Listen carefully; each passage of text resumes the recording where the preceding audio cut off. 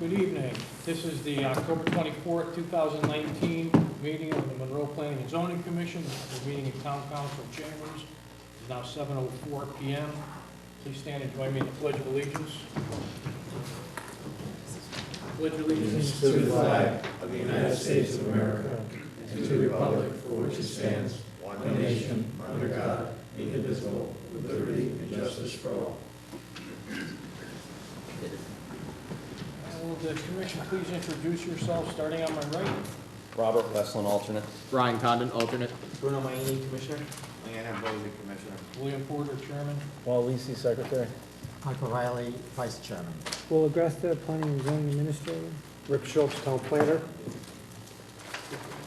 Okay. Mr. Wilk is obviously absent. Item number 3, organizational and administrative matters. We don't have anything, right, Will? No. Okay. Item number 4, general public participation. Is there anyone who would like to address the commission on an issue that's not related to an open application or hearing? Okay, seeing none, we'll move on. General appointments, we have none. Okay, public hearings.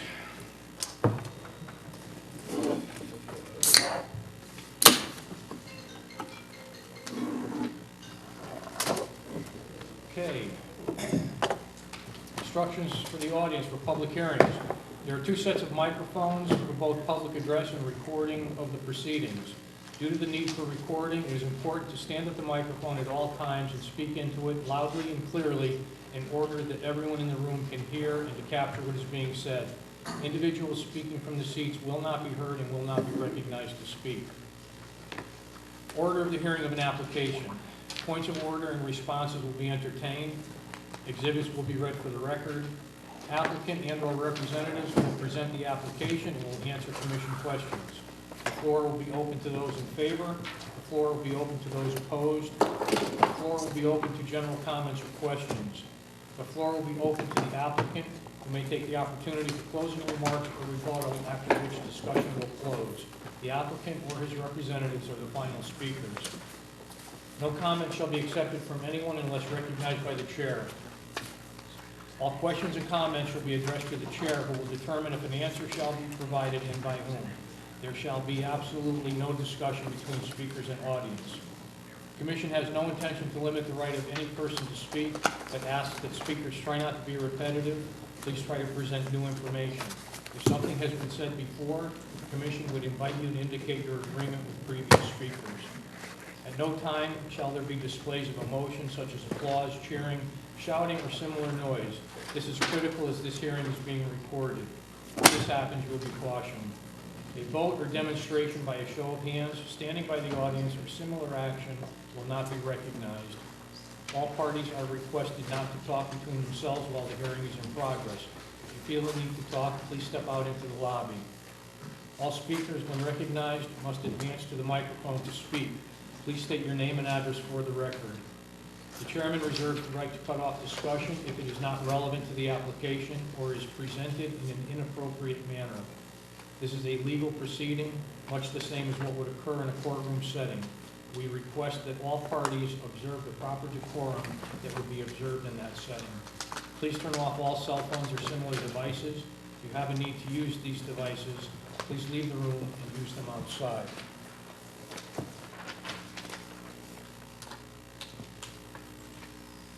Okay, Planning and Zoning Commission, Monroe, Connecticut, notice of public hearing will be held October 24th, 2019. In accordance with Connecticut General Statute, Section 8-7D, a public hearing will be held in the Town Hall Council Chambers, 7 Fan Hill Road, Monroe, Connecticut, on Thursday, October 24th, 2019, at 7 p.m. or soon thereafter, concerning the following: SCP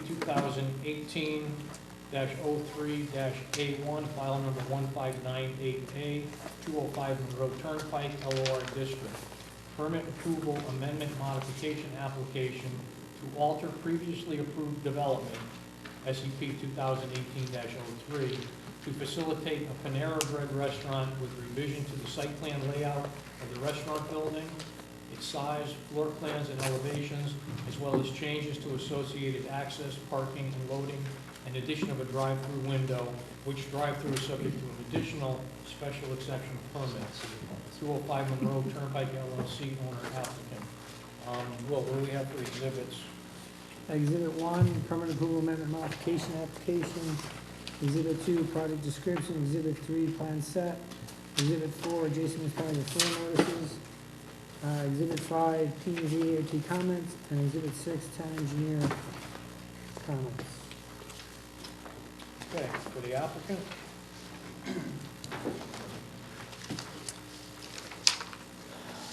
Good evening, members of the commission. For the record, my name is Kevin Soley. I'm a licensed professional engineer in the state of Connecticut with Soley Engineering. Office is located at 501 Main Street here in Monroe. Just for some record keeping, I do have copies of the certified mailings for the abutters and the health department and Warren.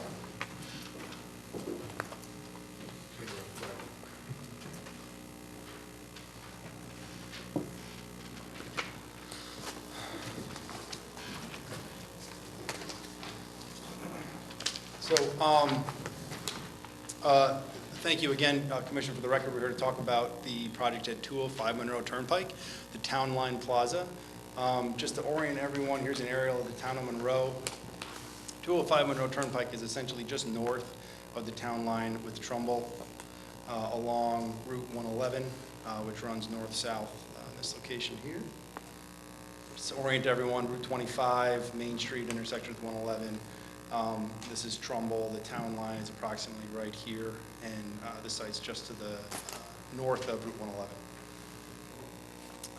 So the site was previously approved for the Town Line Plaza, as you can see here. We've been, you can see this is actually the signed and approved site plan by both Inland Wetlands and Planning and Zoning.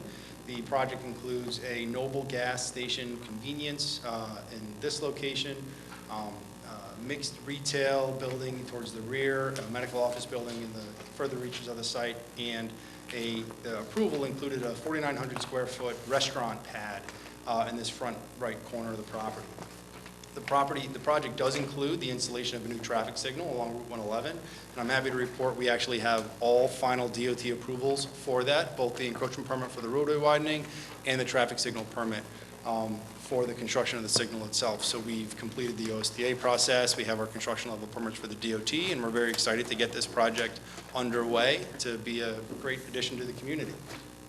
So we're here tonight to talk about some modifications we're proposing to replace that 4,900 square foot sit-down restaurant with a Panera Bread cafe, which will include both the Panera Bread restaurant, which we're all familiar with, and a drive-through. Now I want to point out that there have been, as we've worked through the process with Panera Bread, they've been issuing some changes and they've made some modifications to what they want to do in this location. The developer has been working with them very closely to make sure that we're meeting all their needs, to put a good solid deal together, to make this project move forward, to make it successful. But what we had proposed was actually a 3,500 square foot Panera Bread with a drive-through, and they recently came back with some modifications. They actually want a 3,300 square foot restaurant with coolers outside behind the facility. Very similar footprint, but just very minimal modifications. We've gone to the Architectural Review Board. We presented the architectural as they proposed. They did have some comments, and we're looking to work with them, and obviously this commission to possibly make some tweaks to the architectural design of the building. So I will say, to start off, we aren't expecting to close this hearing this evening. We also got comments from town staff recently, this week.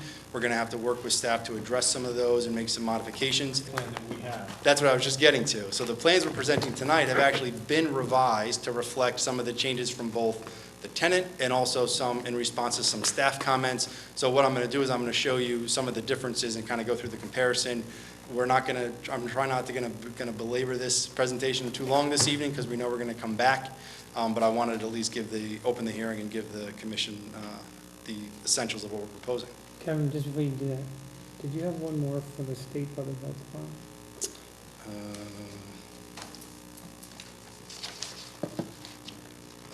Potentially, if it's not in there, it may be back in our office, but Okay, yeah. thank you.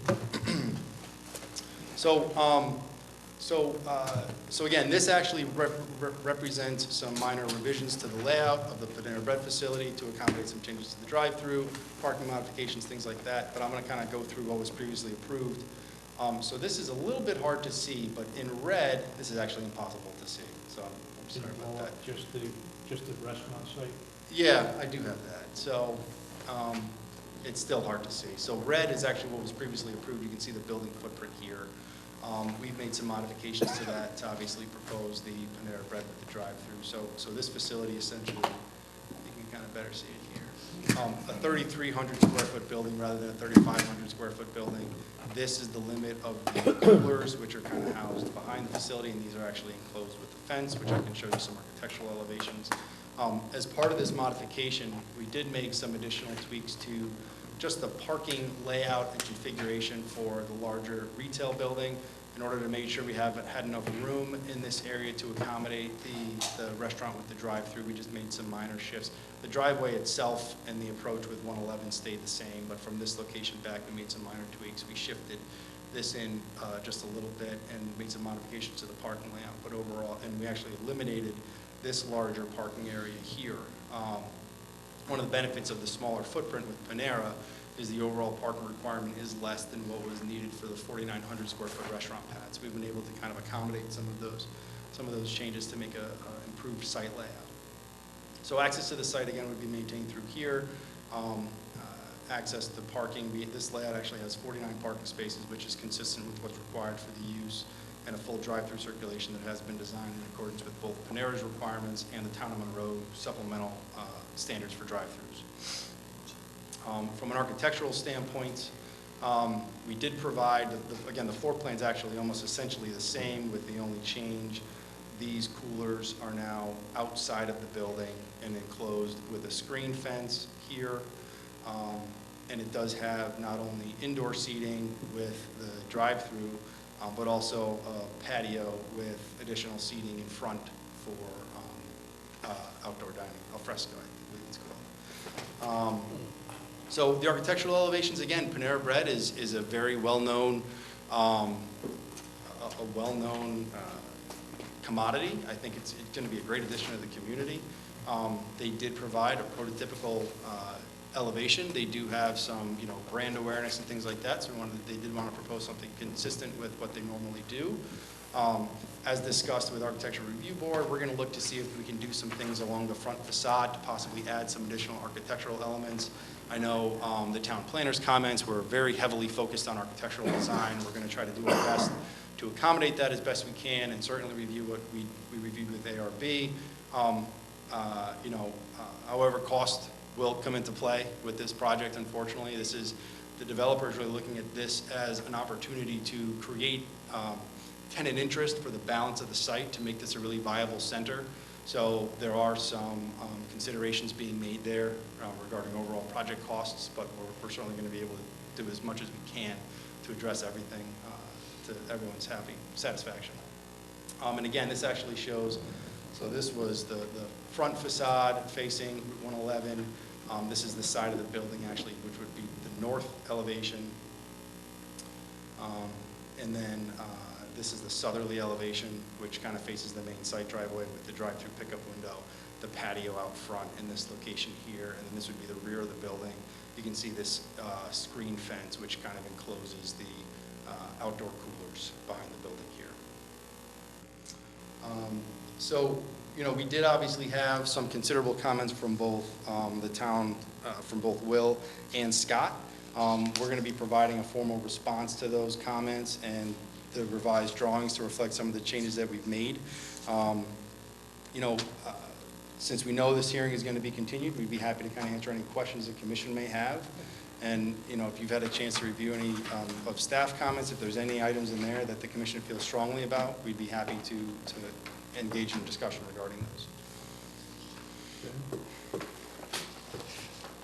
The screen privacy fencing wraps around the 3 sides of the outdoor coolers. Yes. It's actually essentially 2 sides. They're kind of actually tucked in to 2 exterior building walls here and here. So it's just on this side and this side.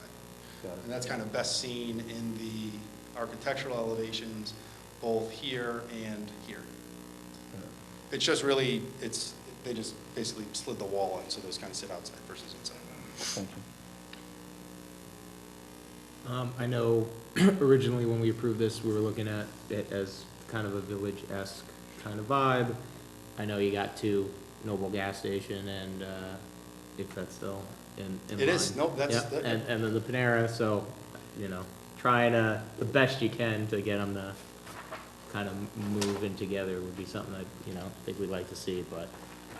well, I will say, one of the components, though, is from our DOT approval. I will say that as part of the condition of our traffic signal, we do have to have a minimum amount of traffic in order to activate that signal, and that Yeah. does include both the gas station convenience and the restaurant pad. So those will both be something that come in first, and the developer is excited to think that hopefully those two, major components will really be the trigger to tenant the back of the facility. That's it for now. How many Paneras have the drive-through? Do you Very. have a lot of them? I don't know. This is somewhat of a new model for them. I'm sure most of the facilities that you guys are aware of are actually more the traditional, just walk in, sit down. There are actually very few drive-throughs. Shelton has Shelton does have a drive-through in the plaza in front of Big Y, that new development, and that's a relatively new store, so it is a relatively new model for them. A little bit of a smaller footprint, but incorporates the drive-through, so it adds that additional. And does this one do delivery? Sure, go ahead. Sorry. I love that, but will this one be doing delivery also? Is that something? I'm not sure. what they're gonna do. I'm not entirely sure about that. I think they obviously have some catering Yeah. components, and I'm sure that's something they roll out to all their No, prototypes. Panera's delivered now, as far as I know, so I don't know if, there's a spot, obviously, for that, if there'd be a vehicle there, or how that works with the delivery, something that I just thought of. We can certainly get more info Figure on out that. Okay, thanks. Sorry.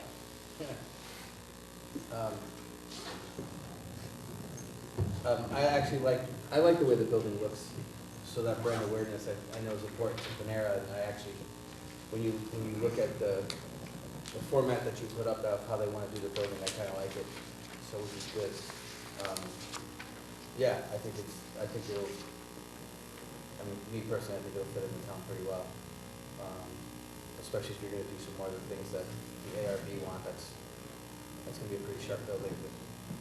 And then the Noble Gas, next, that what you proposed there was really nice as well, so that'll definitely be a nice way for when people come in from Trumbull, their first sight, so. I'm all set, thank you. What is ARB recommending use this building? Well, they were looking for, along the front facade, they were kind of looking for more, somewhat consistent with Will's comments, but a lot more kind of gabled roofs, potentially dormers, things like that. Panera as a national brand, obviously, so they do have some control over what they allow to happen for architectural upgrades for their facilities.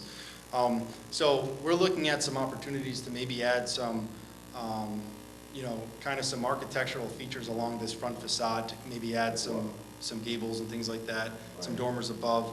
We're trying to manage it the best we can. So, it's consistent actually with what was approved for the rear retail building. This is a flat roof. It just happens to have some architectural enhancements along the front facade. So that's something we'd be looking to do. Not necessarily exactly what, some of the comments from Will were, but certainly add some enhancements along that front facade. So you don't know what you're gonna do? We don't actually, and one of the things that we've been going through, and the developers have been going through with Panera is, they've kind of been revisiting the program and the deal and the location itself, so we're actively working with them to make sure that, what we propose is exactly what they're looking for. And they even just came back with these revisions, I think Monday. So this is still something that's kind of in flux. I can understand the color scheme, I got that part, but all Panera Breads don't look like that. No, they don't. There's certainly some that are in inline centers that kind of move into second generation space, things like that. But from a prototypical standpoint, for new standalone facilities, they are generally consistent from an architectural standpoint. Like that? This is their prototype. This is straight from Panera Bread. You can see on A little more into,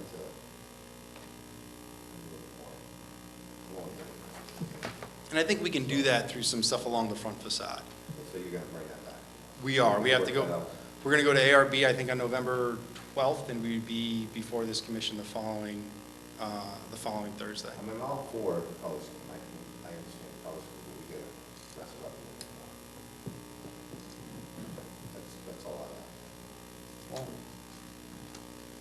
I just have a question about the dumpster location, if that's what, I think it says loading, or does it say dumpster, I can't see. It's actually both. So, and again, this was kind of hot off the presses right before we came in, as we've been trying to work with both Panera and to address some of those comments. Can you zoom in on that, please? Sure.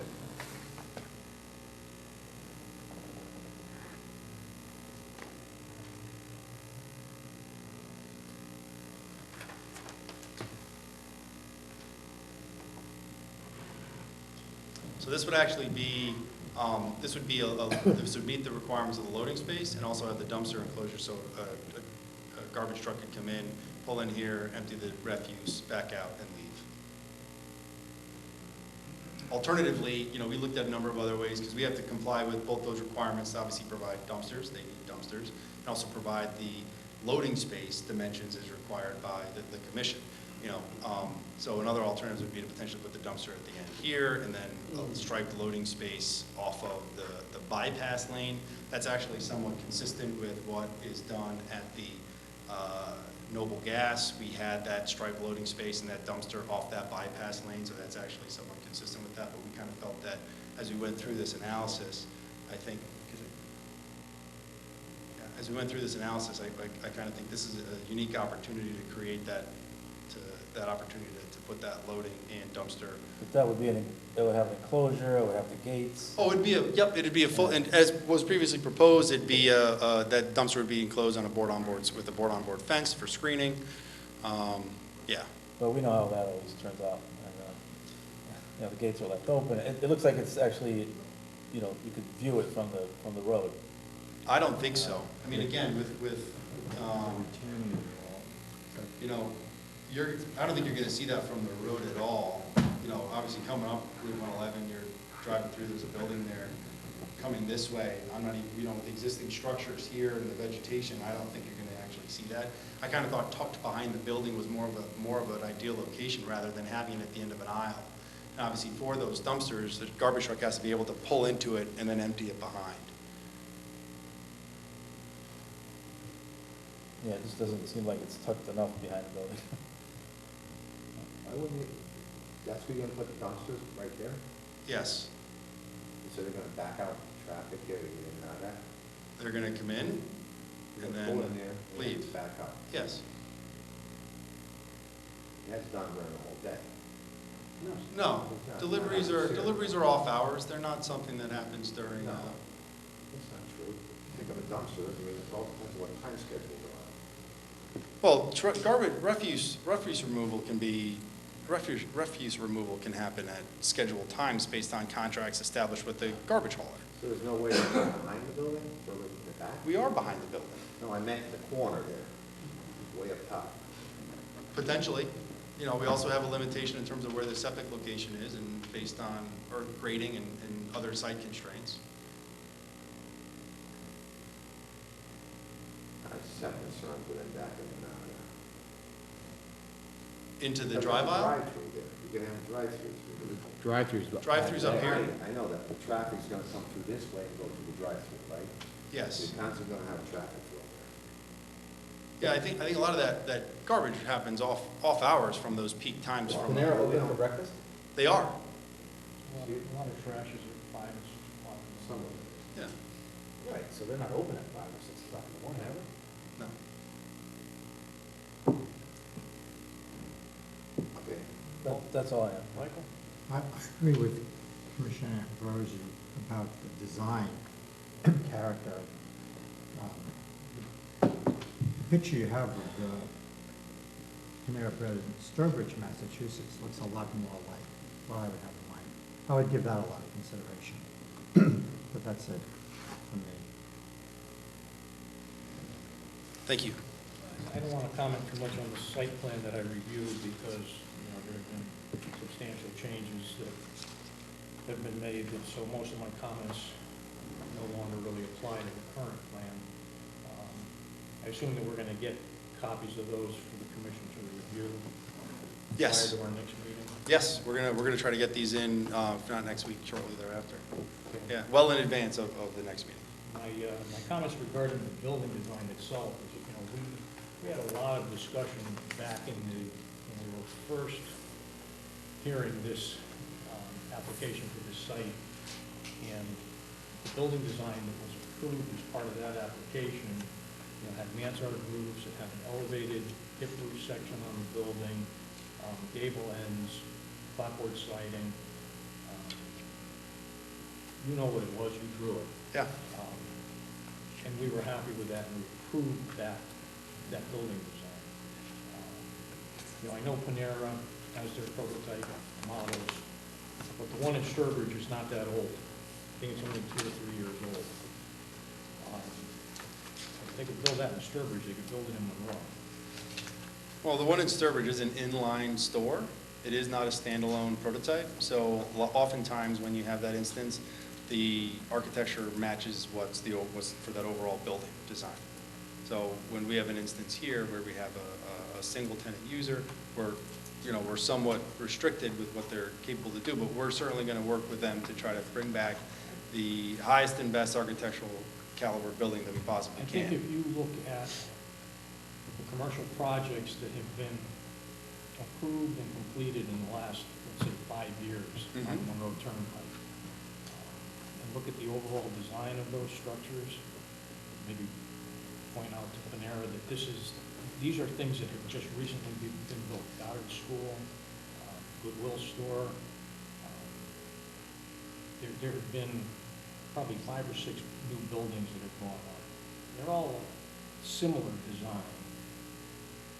And that's what we approved for this site originally, was a similar design to the other buildings that have gone up on the Monroe Turnpike. So they should take that into consideration when they're looking at how they're going to tweak this design to more fit in with the architectural standards that we've been trying to follow.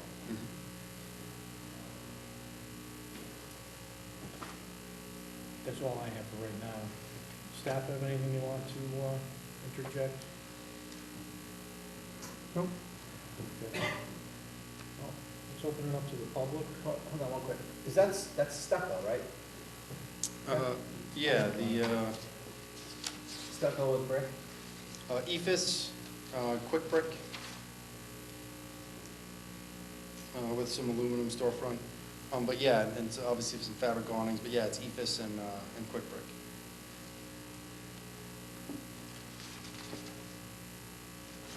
Okay, before we go to the public, anybody else have anything? No? All right, Mr. Solly, give us a couple. Is there anyone in the audience who would like to speak in favor of this application? Anyone who would like to speak in opposition? Anybody with a general question or comment?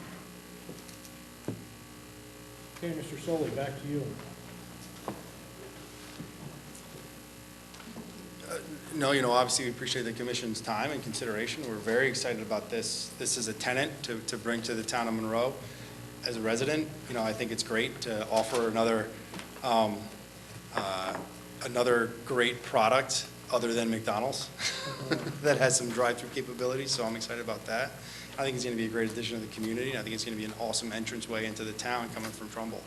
But with that, like I said, we're going to provide a detailed response to staff comments with enhanced architectural upgrades, and we look forward to seeing you at the next meeting. What meeting are we doing? Well, we have ARB on, let me pull up the calendar real quick. Yeah, so. Our next meeting is on the 7th. Yes, so we could potentially come back and talk about some of the revisions on the 7th with you, knowing that we still have to go to ARB on the 12th, and then likely back before this commission on the 21st. We really should be waiting for ARB's referral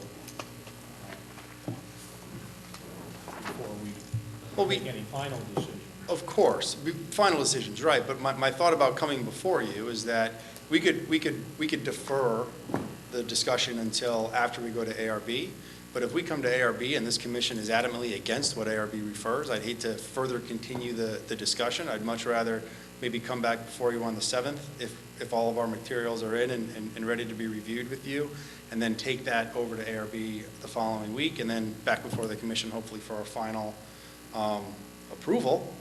Nothing else, we can review the the site package. Absolutely. But that means you'd have to have it into the office by next Wednesday. Very tight schedule with you guys, but yeah, we'll do our best. And solely we trust. Yes. Okay. Okay? Yeah, and listen, we'll work with staff. If there's an issue with coming bound for the 7th, we'll communicate with staff accordingly. All right.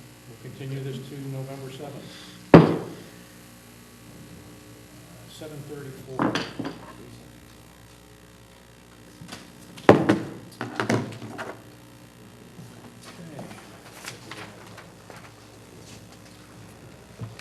Planning and Zoning Commission, Monroe, Connecticut, notice of public hearing to be held October 24th, 2019. In accordance with Connecticut General Statute, Section 8-7D, a public hearing will be held in the Town Hall Council Chamber, 7 Fan Hill Road, Monroe, Connecticut, on Thursday, October 24th, 2019, at 7 p.m. or soon thereafter, concerning the following.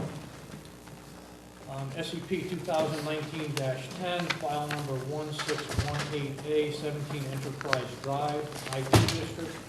Application for special exception permit, site development plan approval for Phase 2 construction of a proposed 28,448 square foot warehouse with 5,950 square foot office mezzanine, as well as associated site improvements, parking, loading, landscaping, utility lighting, and other related supporting infrastructure. J&S Industries LLC, owner applicant. Well, what do we have for exhibits?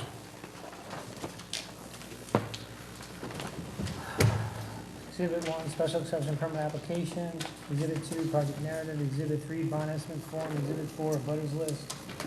Exhibit 5, engineering report. Exhibit from applicant. Exhibit 6, plan set. Exhibit 7, town engineer ART comments. Exhibit 9, updated bond estimate form by town engineer. Exhibit 9, ART planning and zoning comments. Exhibit 10, response to engineer comments. Exhibit 11, updated engineer report. Exhibit 12, revised concept. That is all. Okay, for the applicant. Good evening, members of the commission. For the record, my name is Kevin Soley. I'm a licensed professional engineer in the state of Connecticut with Soley Engineering. Office is located at 501 Main Street here in Monroe. Just some housekeeping item. I have some return receipt cards for the mailing.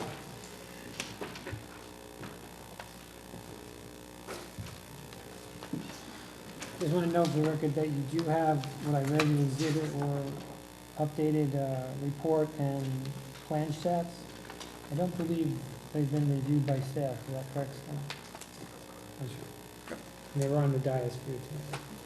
Yeah, so just to touch on that, obviously, we know that we did receive comments recently from staff. We know we don't typically provide the commission revised responses before this opening of the public hearing. In this instance, we happen to be also going through the wetland process, so we did also drop that off to planning and zoning as well when we made the comments, because they were applicable to both.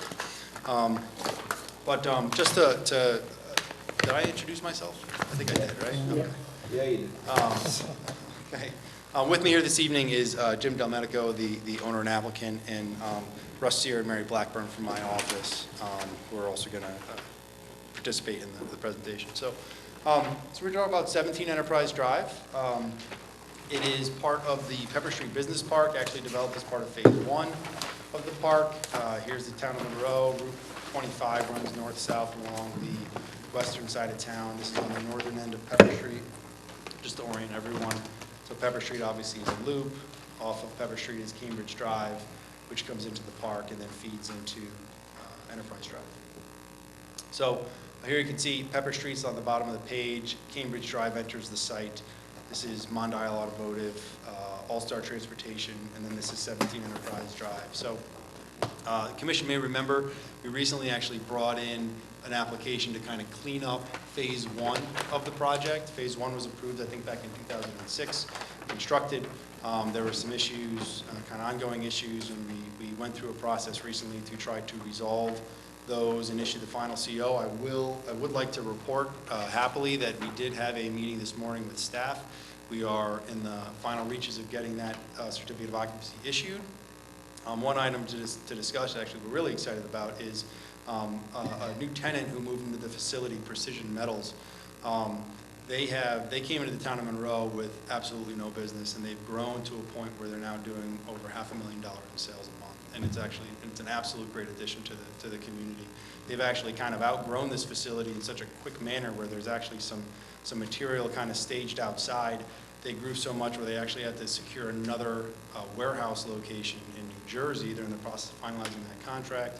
They're going to be relocating all that material, and we actually have a letter that we'll submit to staff that all that's going to be gone by December 1st to make sure that there's no other issues from a zoning compliance standpoint.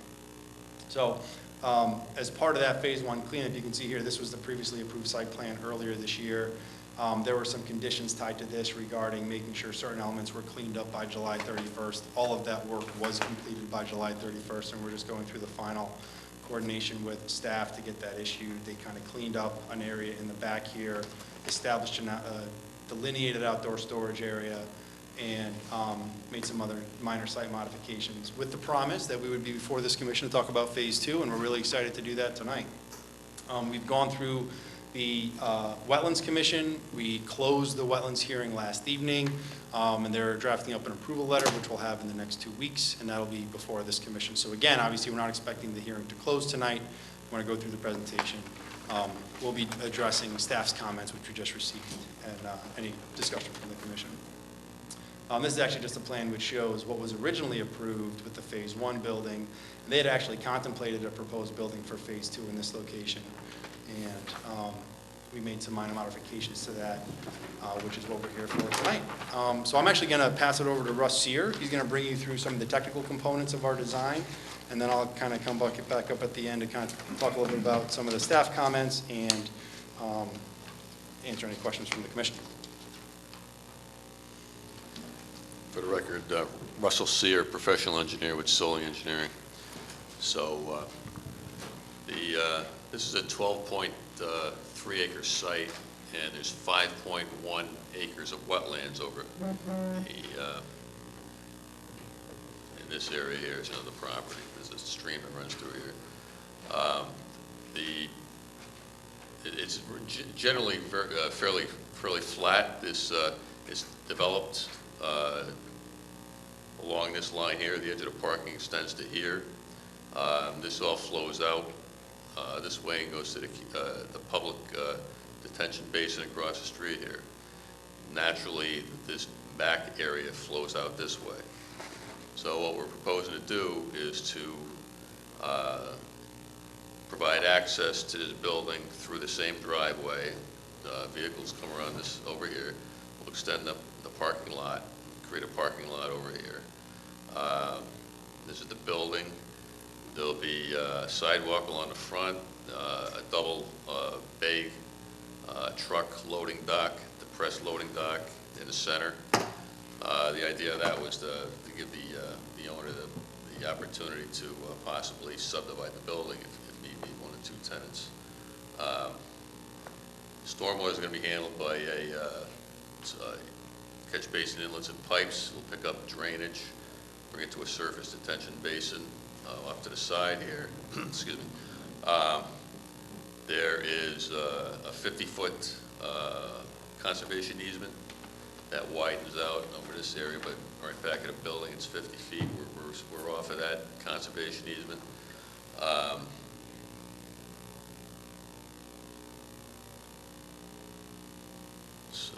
Sedimentation and erosion control will be provided along the perimeter of the wetland, catch basin inlet protection.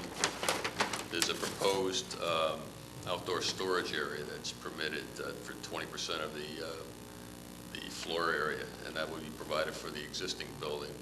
Currently, he has outdoor storage in this area. It's going to be displaced. We'll put it here. They'll be surrounded by a stockade fence screened from the street.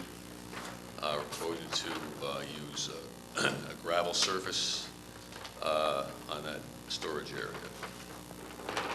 The utilities were stubbed in during the phase 1 construction. They all terminate close to the front of the building, so we're going to pick those up and bring them along to the side. They'll all be underground utilities, and they'll enter the side of the building where there'll be a mechanical room. proposed on the side here. Proposed landscaping, various portions around the perimeter of the parking along the wetland. Site lighting, we're proposing, there are 1, 2, 3 proposed pole-mounted lights that provide the adequate illumination. We have 0-foot candles along the perimeter, along the property line as required. And so this is what the building's going to look like from the front. All right, here's the loading docks. And entrance will be through door on each side. There'll be a surface loading bay for vehicles to enter the building directly into the first floor area. Parking along the front, sidewalk all along the front. Another view of it right here. Floor plan. Mezzanine on the second floors. 1.5 story. And these are the elevations. Proposed monument sign out in the front. That'll be, it's 7.5 feet high,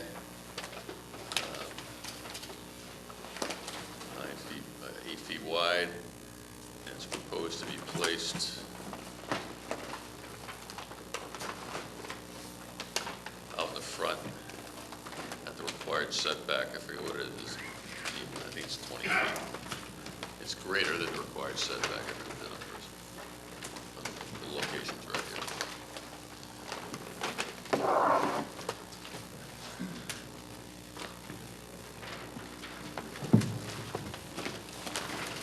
Thanks, Russ. So,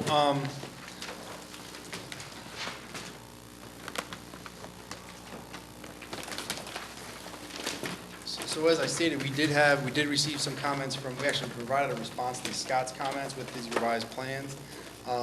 And we did just receive Will's comments, which will provide a formal point-by-point response to. There are, just to touch on some of them, the building itself there is a current glut and desperate need for this type of commercial warehouse facility space. So this building is actually being proposed on a speculative basis, so there aren't any tenants identified for it. We're actually hoping that Precision Metal may actually consider taking the balance of the back building as well. But so some of these components, we're not going to be able to provide all that information that Will was requesting. But obviously any occupancy of the building will be based on staff's review and certificate of zoning compliance, et cetera. We do have this outdoor storage area. I would like to say, and we are requesting that the commission consider allowing us to use an alternate surface treatment for that area. We are requesting to do that, use that as a gravel processed area. It's going to be used to stage, so Jim's tree service is obviously an arborist, and he does have storage containers which are stored there, or other stumps and trees and things like that. We are proposing that to be fully enclosed with a stockade fence. We're requesting the commission consider that alternative surface treatment for that location. We did actually build into our wetlands approval some flexibility there, but we would like that to be, we'd like the commission's consideration for that.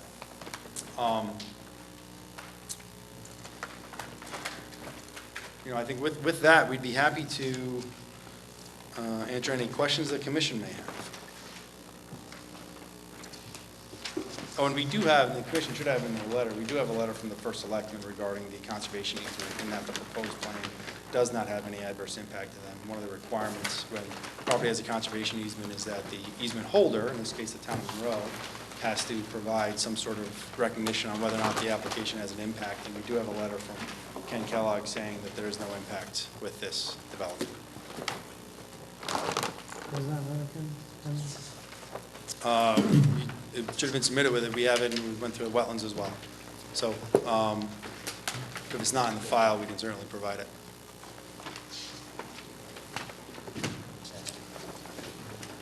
All right, Bob, let's start with you. Well, during the winter months, how much visibility will there be from Pepper Street to see the building? Very little. Very little. Oh, from Pepper Street? Very little from Pepper Street, too. You can kind of see that on an aerial. Behind this is actually, this is land owned by the town of Monroe, and then there's the right-of-way for the rail trail. Yeah.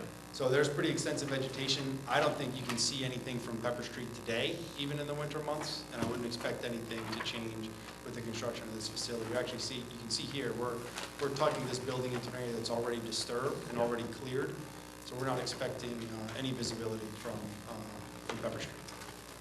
Thanks. No question. No questions.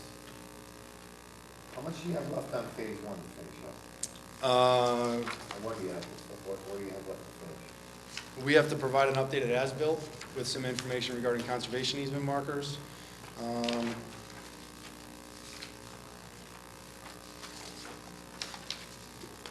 They want to provide the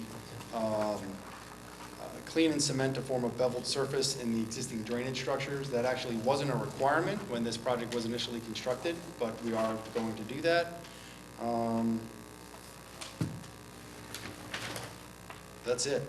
You took, along the side of the thing, you took care of the plantings and stuff like that we talked about. Well, we reviewed the bearberry plantings. I mean, those are, we don't necessarily agree that they're undersized. You know, it's a ground cover plant.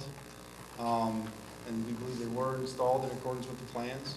And I think we're actually going to look to see receipts to verify that. Was there no sort of, No. Well, I don't believe so, no. now, you say you're gonna put, these are conceptual buildings? Well, You don't have tenants for it, correct. so, do you have office space in it or anything? Yes, we do actually. So the proposal includes, it's actually 21,238 square feet of warehouse space and, oh wait, no, I'm looking at the wrong one, sorry, hang on. Here we go. 28,000 square feet of warehouse space and 5,950 square feet of office space. So essentially, we're showing all lower level warehouse and then office space above on the mezzanines on either side of the entrance. So you can kind of see that here. So there's mezzanine space along each front of the building, so that's all proposed as office space on both sides of the loading. So you're just gonna have small doors going into, you're not gonna have any glass or anything like that? Show me that picture you have Sure. of that there. Yep. It's just gonna be like that design? This is the current proposal for the design. This is kind of consistent with a lot of the other buildings that were recently approved, actually. Eastern Land Management up on 154 Enterprise, which I think is on the agenda later. It's very consistent with that. It's actually working with the same builder, Claris Construction, who designed that as well. And it's a similar concept where there's second floor mezzanine office space with industrial space below with a larger clear height. And the building's actually designed to really accommodate potentially two tenants. No, I can see that, I can see what you're yeah. trying to do. That's kind of why. So the office space is on the second floor, you're trying to say? Yes. Those windows up. Yes. Alternate.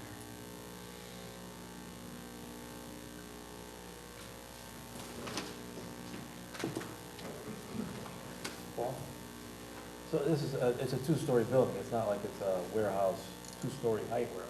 Well, it's a Is it two-story. full second floor? It's a two-story height warehouse. There's only mezzanine to this level here. Okay. So we have a mezzanine office along the front facade, which is, you know, limited in size on both sides, and then from this point forward, beyond, this is all high bay warehouse. Okay, so those windows would be looking into the warehouse? Well, elsewhere, okay. these windows will be looking to the mezzanine office spaces, and then beyond that, those will look down into the warehouse. Yeah, I just have a concern on that loading area. It seems like an unusual, you know. Configuration? situation. Yeah, it's like a, you know, trash collection area and water collection area. It just seems unusual to have something that deep into the building like that. So when we looked at this, you know, and as we talked about trying to design this with flexibility to accommodate either one tenant or multiple tenants, you know, what we did is if you kind of look at this and draw a line right down here, you essentially have one building with a loading dock along the edge, and you have a second building with a loading dock along that edge. So it's kind of, when we. Symmetrical, I see that, yeah. Right, so that was the intent, so that it kind of gave flexibility to deal with it either way. We do obviously have, so the loading dock is recessed. We have a catch basin down here to collect any stormwater runoff. Obviously, the drainage plan here, but it is somewhat, consistent with what's been done on other projects. Actually, you can kind of see it on, I don't know if the aerial goes out far enough. Mondial Automotive was actually designed, this was designed as a phased approval so that they could expand this building here. And it was the same situation. The loading dock is here, but their approval would include, their approval for an expansion includes kind of the additional building expansion here. This just happens to be, we're looking to do that all at once from a construction standpoint. We did contemplate maybe trying to position these along the side when we looked at some of the site constraints and proximity to wetlands. We wanted to kind of minimize that disturbance to the best extent practical. Okay. Anything else? Michael? Yeah, do you have a rear projection? Hmm? A rear projection? Just the, So this is the rear of the facility. Again, this faces a 50-foot conservation easement and then the rail trail. so on your grading drainage plan, it looks like the corner of the building comes within 8 feet of the conservation easement. How are you gonna build that without encroaching on the conservation easement? Well, we can certainly construct that from the, from that side of the development. There are oftentimes buildings get built on 0-foot lot lines. So it's certainly something that's physically able to be done. And actually, our proposal, you can actually see it, how consistent it is with the previous approval. They had the same thing. This building was actually probably even closer to the conservation easement. Wait a minute. Previous approval? This was the approval from 2000 We didn't approve a second building. 2006, it was approved. Oh, 2006. I don't know if the building was approved.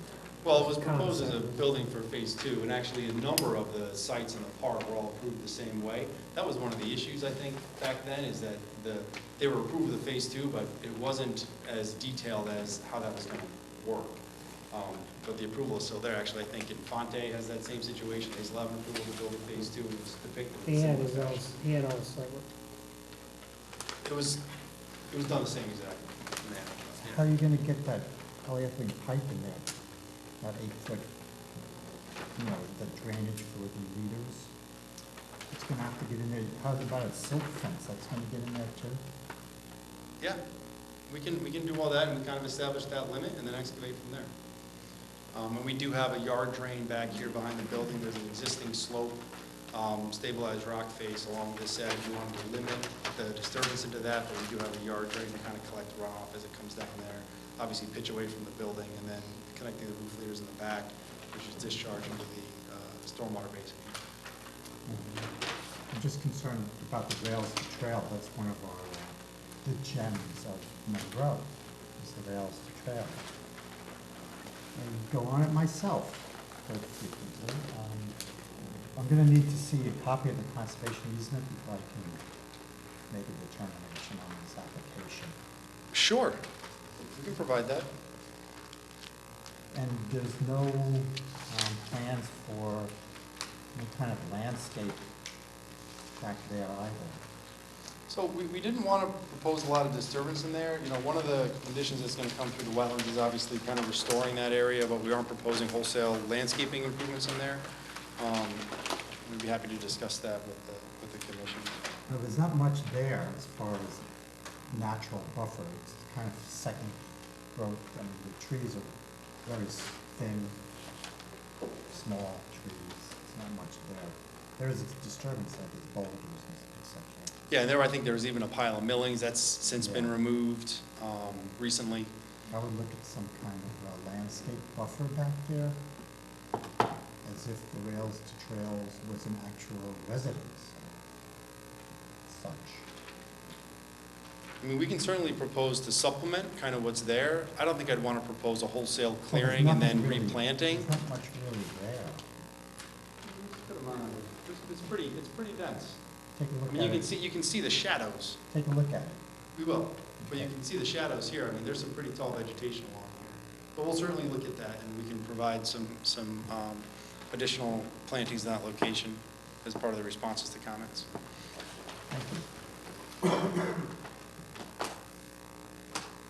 else, Mike? No, thank you. That's it. Just so the plan set that, the new plan set that I got tonight, doesn't seem to show the underground utilities. I see you have them up there, but I don't find them on There's a sheet 2.51 in that set, in that package? 2.51. No. No. Okay, they may have, Could you bring that up? sure.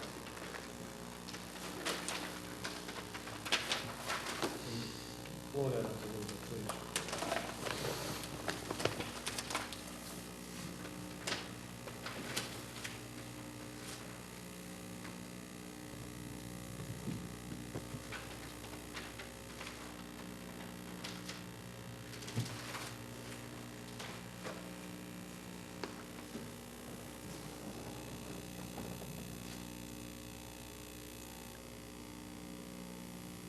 You know, you have your utilities stubbed in through the phase one area, right?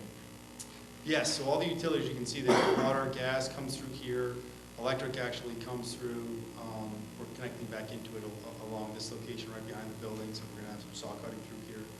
But yes, everything is through Now, here. what you illustrated on the first set of drawings that we received, showed all those utilities coming straight into the front of the building. Yes, Why now are you looping them all the way around, crossing the septic? it's part of the architectural design of the building, as it went through the more detailed stages with the building designer. They felt it was most economical to provide that utility room on the east side of the building, which required us to kind of bring these utilities over through here. You know, it was partially driven by that building design to try to make sure that utility room was kind of tucked away and not along the front facade of the building, but that's kind of what prompted all of the additional extensions to kind of come across and through here. And so how are you handling your water lines crossing your effluent lines? Those will be concrete encasing in accordance with the health department requirements. And that is the septic is actually being connected into the existing septic system. We had reviewed that That was with my the, next question. Yeah. Because I tried looking into the state code last night, but I didn't find the section related to this, but how are you connecting two buildings into one leaching field? so we did extensive testing with the health department. Actually, Russ can come up and talk about that a little bit more. But this was when Rich Jackson was still here, and there's a portion there's a component in the Department of Public Health Code that allows for you to do this without having to go to the DEP for approval. And it's really because, you know, we did additional testing throughout the balance of the site, and the existing usage within that facility for the existing septic system has more than ample capacity to actually add this use and not put any additional strain on that system. So that has been, it was reviewed with, And the state subsurface sewage disposal regulations allow it? it does. So I have a comment letter from the sanitarian that we received this week. So that system was designed based on the health code requirement, 0.1 gallons per day per square foot, which led to an enormous size, okay? Doesn't use anywhere near that water. So we did we took his actual water usage, and it was minuscule compared to the design.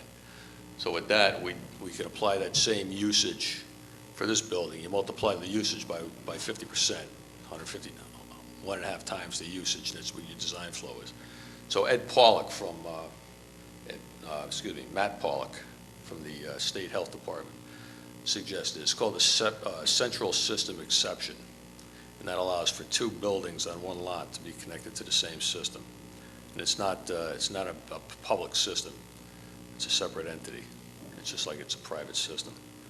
But I got a comment letter from the sanitarian. It says the calculation for the septic flow provided by the engineer appear to be accurate based on the information provided. Proposal calls for a central sewage system between the existing building and proposed building. This requires for approval from the State Health Department. And he has some other requirements. Evaluation of MLSS for the existing system using the flow for both buildings. Inspection of the existing system for its functionality. Must be detailed inspection of the entire system.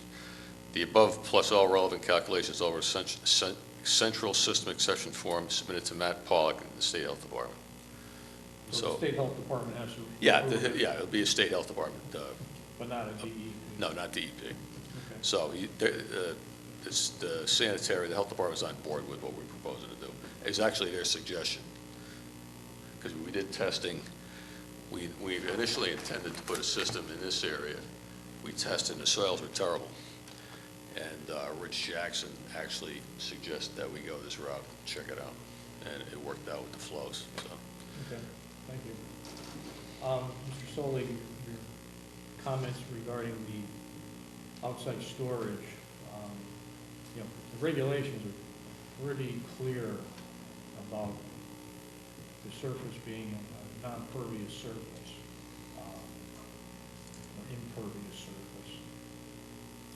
And it says gravel, crushed stone, asphalt millings, or similar shall not be deemed suitable.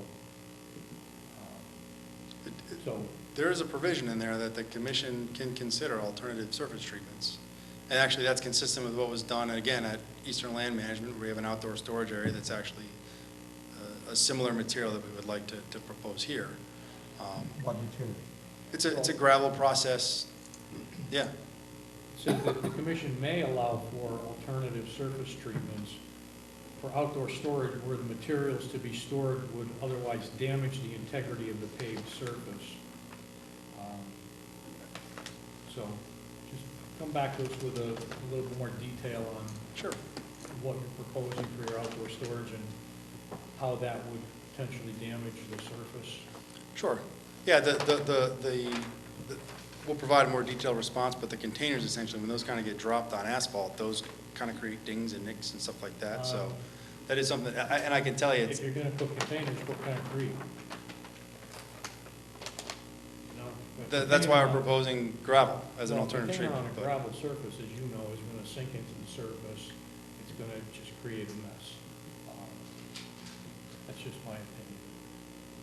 You know, if you were saying you were going to be storing something other than containers that would potentially have a problem with the hard surface, that'll be a different story. Anyway, we're going to need to look into that a little more Sure. closely. We'll provide some more detailed information, exactly what will be stored, all those parameters. Okay. Other than that, I have nothing else right at the moment. You're not proposing any landscape? Not along the front facade of the building. You know, it's kind of a unique, I guess I'd say, opportunity for the town. You know, we're adding an additional, you know, rateable, an additional building on a piece of property that's essentially tucked behind another industrial building. And if you look, the existing building is beautiful. It's very well maintained and manicured and landscaped, and actually there were a lot of additional landscaping installed as part of the closeout of phase one. So in the back, we're actually enhancing this area here. We have a small island here to kind of channelize and direct the traffic through here. So we've kind of filled this in with additional landscaping. So everything visible from the road is well landscaped. You know, we didn't necessarily feel the need to enhance or spruce this up, considering the use and the intended use. So You don't know what kind of use you can have. Well, we're designing it to be a warehouse, you know, an industrial use with some mezzanine office space. You know, and Precision Metals, who moved into the existing building, is a large warehouse user. We're actually hoping, given their successes, that they can actually take this additional building as well.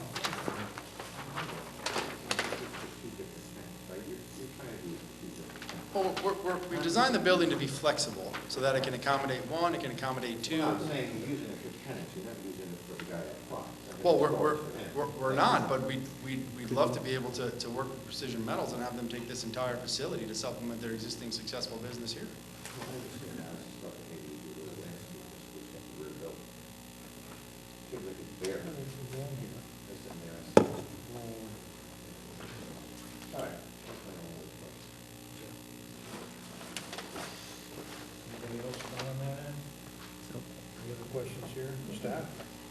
Kevin, can you talk a little bit more about the outdoor storage area in relation to the reserve area?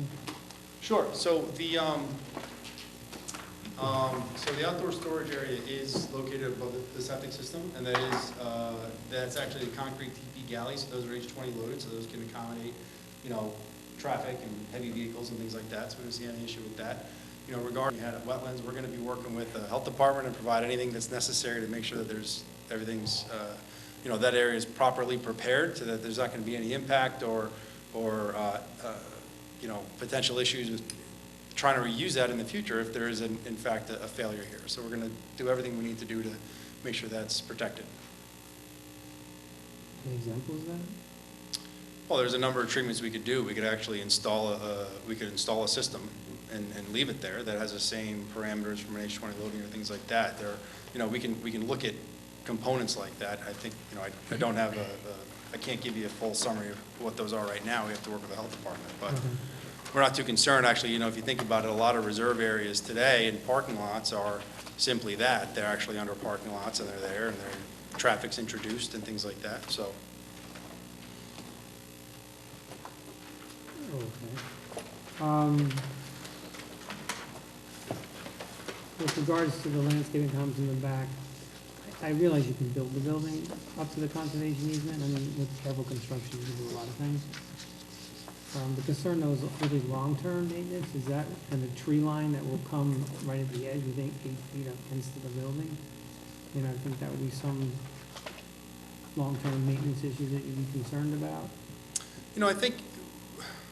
I think we'd obviously be looking to maintain a very small area back there to make sure we had access and things like that, but we're not looking to create a very large area. I mean, I think if you maintain a 6-foot, 8-foot corridor through there, that's more than adequate to get mowers back there and things like that. Though, right? The tree crowns aren't gonna know that, right? No, they won't.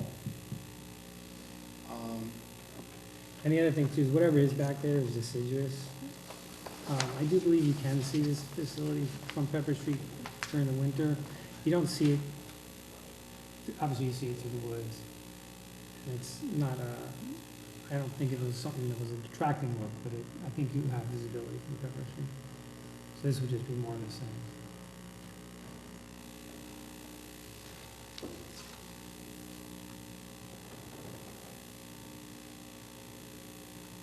So what is your status with wetland? They closed the hearing and instructed the commission to write up a letter of approval. Okay, so we'll get the report. When's their next meeting? Second Wednesday, the first Wednesday of the month. So it'll be second Wednesday of the month. So November 13th. It'll be after our next meeting? Yes. Okay.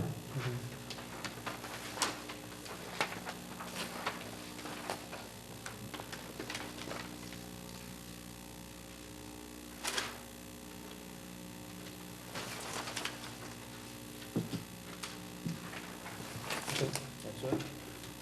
Anybody else have anything? No, sir. Okay.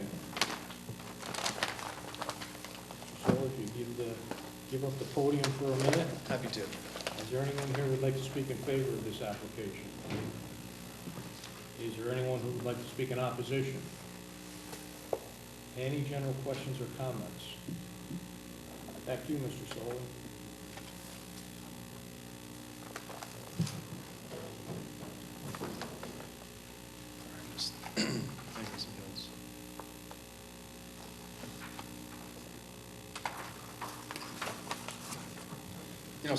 So with that, we appreciate the commission's time, and as we said, we're going to provide a detailed response to staff comments and make some other revisions based on the discussions tonight. Make sure we get that 2.51. We will, yes. And, We'll provide a full revised set of drawings for everyone as part of the review. okay. We'll continue the setup. Well, I think because since we won't have the wetlands report until the following Wednesday, we may want to continue this one until the week after, so, That works for us. yeah. We'll be here. All right, so we'll continue this to November 21st. Okay. Okay? Great. Thank you. 8:14.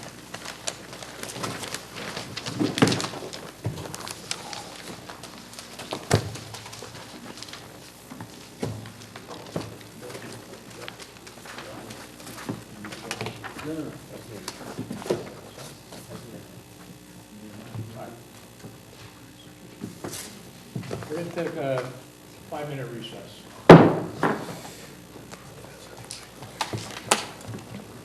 Pass.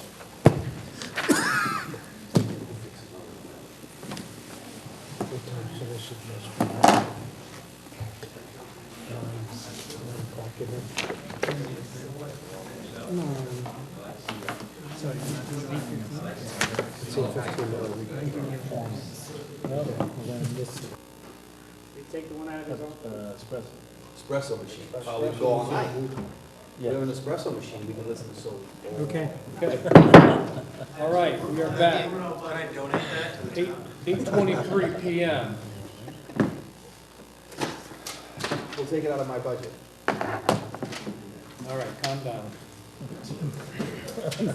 Planning and Zoning Commission, Monroe, Connecticut, notice of public hearing to be held October 24, 2019.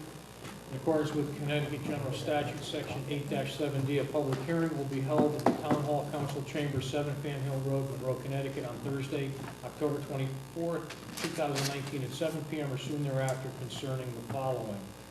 R8A 2019-06, file number 1007E, 2019 miscellaneous amendments. Commission proposed zoning regulations text amendments amending section 1.9.3 and 1.9.4 cross-zone exceptions, 9.1.3C site plans, a new 9.1.5 referrals, 9.2 amendments, 2.2.1 definitions, 10.1 use schedule, and 10.2 off-street parking schedule. All right, Will, what do you have for exhibits?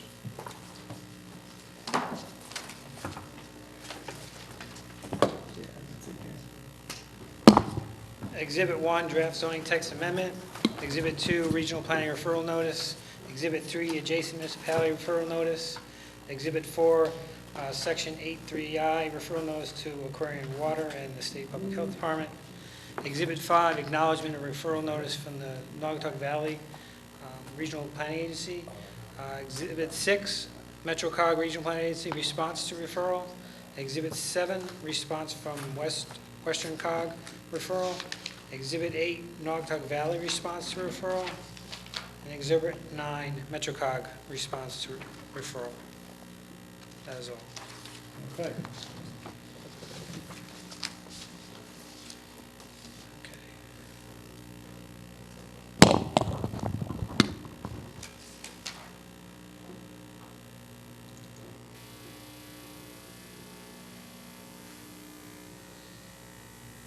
The public hearing this evening is to go over a proposed amendments by the commission. There's some various miscellaneous amendments. We've broken them up into 3 different amendments. The first one, I'll summarize first and then we can go through them individually. The first one, Amendment 1, deals with cross-zone exceptions. The amendments are intended to make some correction to the current standards which currently violate the uniformity mandated by Connecticut General Statutes for zoning. The Amendment 2 deals with the enforcement, administration, and appeals section of the code. And there's 3 sub-amendments in there. One of them has to deal with just something that was missed on a previous amendment when we created the minor site plan approval. So that's just picking up something that should have been done the last time. The next one after that is relocating language from a different section to a more appropriate location. And the third one is amendment cleanups for inconsistency and to provide greater clarity with regards to applications or petitions for zoning map changes and text amendment changes and differential between that's proposed by the commission versus that proposed by a petitioner. The third set of amendments deal with the permitted land uses and off-street parking. First, we're adding the word daycare to the definition for pet groomer business to include that as a component. Second to that is part of the use schedule. We're adding that same language into the use schedule. And the third part is editing the parking schedule to match that, plus deleting tavern from the list because that also was something from a holdover from a previous amendment where we made that fell out of the use table. So for consistency across the board, we're excluding it. So I'll go through them individually now. and if you want, we can talk about them or have questions. So the First Amendment, again, is to clean up the text relative to providing consistency with Connecticut statutes for uniformity. In the crossover section, in section 1.9.3, there were two provisions. This provision B and another one that was in section 1.9.4 at the tail end of item C. What these allowed were for if you had a lot that was bifurcated by a zoning district, it allowed the less restrictive district to fall into the more restrictive zone. So for instance, if you had partly a commercial district, partly a residential district, the first one here allowed the standards of the less restrictive district to fall 50 feet into the residential district, and the other item allowed an accessory component to be, of the commercial development in this instance, to be put into a residential portion of the property. Again, that's not consistent with state statutes, is what mandated zoning, because that's not uniform, and that each zone has its own standards, and you must have uniformity amongst the individual zones. So that's what that's for. Do you want to have questions as we go, or do you want me just to go through each one? Do we have any questions? No questions. Okay. The second one, dealing with the enforcement administrative appeal section. Again, this first one here is just language that should have been in that last amendment when we had the minor site plan. It's again clarifying that there's both the standard application and there's the minor application. This really relates to the other amendments in the section that will follow. This was put in, if you recall, in a previous amendment, I think last year. This is the same language. We're not changing the standard. We're just relocating where it belongs. Where we had put it was in the, really it only pertained, that section that it was in was specifically related to map amendments and text amendments. And this really covers any application. As you recall, one of the things you had put into this language was citing the specific applications where they had a referral responsibility. So obviously it doesn't just pertain to text amendments and map amendments. So we put it into this section where it would stand alone and serve the purpose that was intended originally. So then we, again, the purpose of these amendments, number 2, were to make some clarity with regards to the permit application requirements for a text amendment petition versus a map change. And the way it's currently written, they kind of melted things together, and there were some requirements that really weren't really pertaining to a text amendment.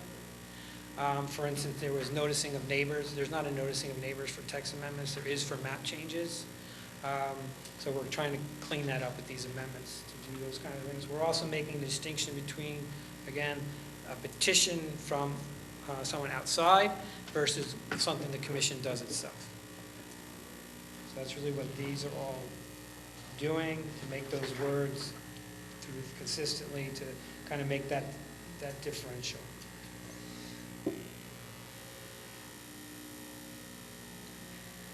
Is there any questions on this section? No. No, sir. Doesn't appear to be. Okay.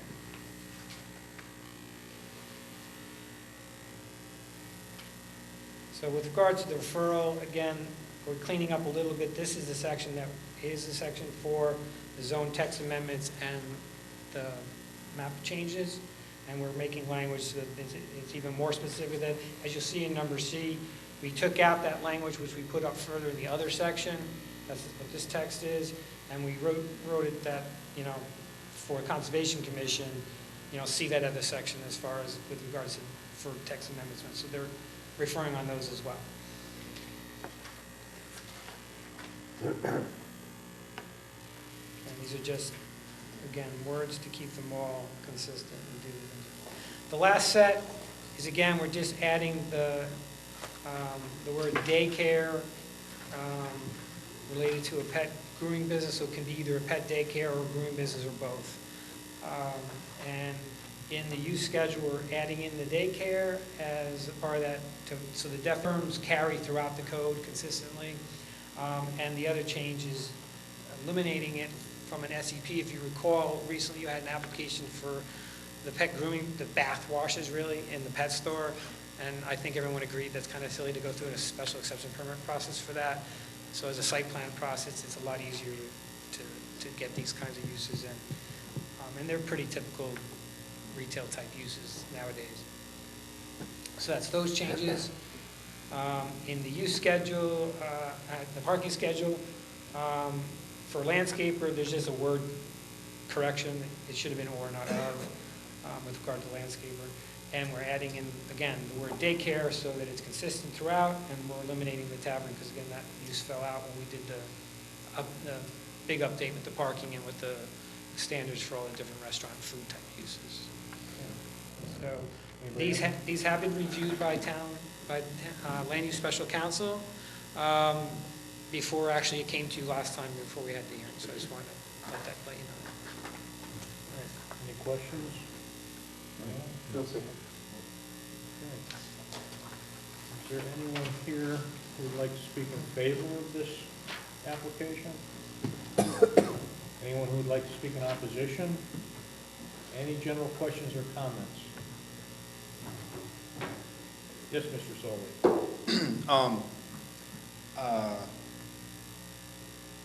I haven't had a chance to review all of them in great detail. I started to obviously listen to Will's comments. One of the changes to section 1.9.4, building lots and subdivision of a lot, talks about C, no portion of a lot in a residential district shall be used for any surface or subsurface principal or accessory use or structure on a lot, portion thereof in a non-residential district, except subsurface line connections to public utilities and subsurface sewage disposal systems on non-residential, residential bifurcated lots of record existing prior to October 1st, 2013. You're striking the last component of that sentence. I'm not sure if this commission remembers, but there was language was specifically added to the regs to address a piece of property in the town of Monroe that's across the street from Big Y. There was an old gas station there, and the septic system was across the river in a residential zone. This language was added in because people were trying to use that property. And I'm concerned that if you strike this language, you may make that property no longer valid to use for anything. This was added in after that. Right. Because we have probably a dozen or more bifurcated lots in town. Right. And the commission felt that having a commercial use in the front with a residential portion of that lot in the back, we didn't see a harm in allowing for subsurface sewage disposal on the residential portion. Right. That is in direct conflict with Connecticut zoning regulations. That's why we are striking it from our regulations. I only bring it up because as an observer to an application at the time, I'm concerned that that change is going to make that property not developable. That property was non-compliant, and that septic system was put in on the residential portion prior to us making it allowable under our regulation. So that was done incorrectly when it was installed 10, 12 years ago, whatever it was. We attempted to make it a compliant lot by altering our regulations, but we were in error in doing so because we were in direct conflict with state zoning regulations. I'm just trying to point out to the commission that with the adoption of that change, that property may be left vacant on the major commercial corridor in the town of Monroe and not provide any economic development or tax base to the community in perpetuity. And I just think I think the commission should be aware that that property may not be able to be used for anything. Non-conforming? It was an existing condition?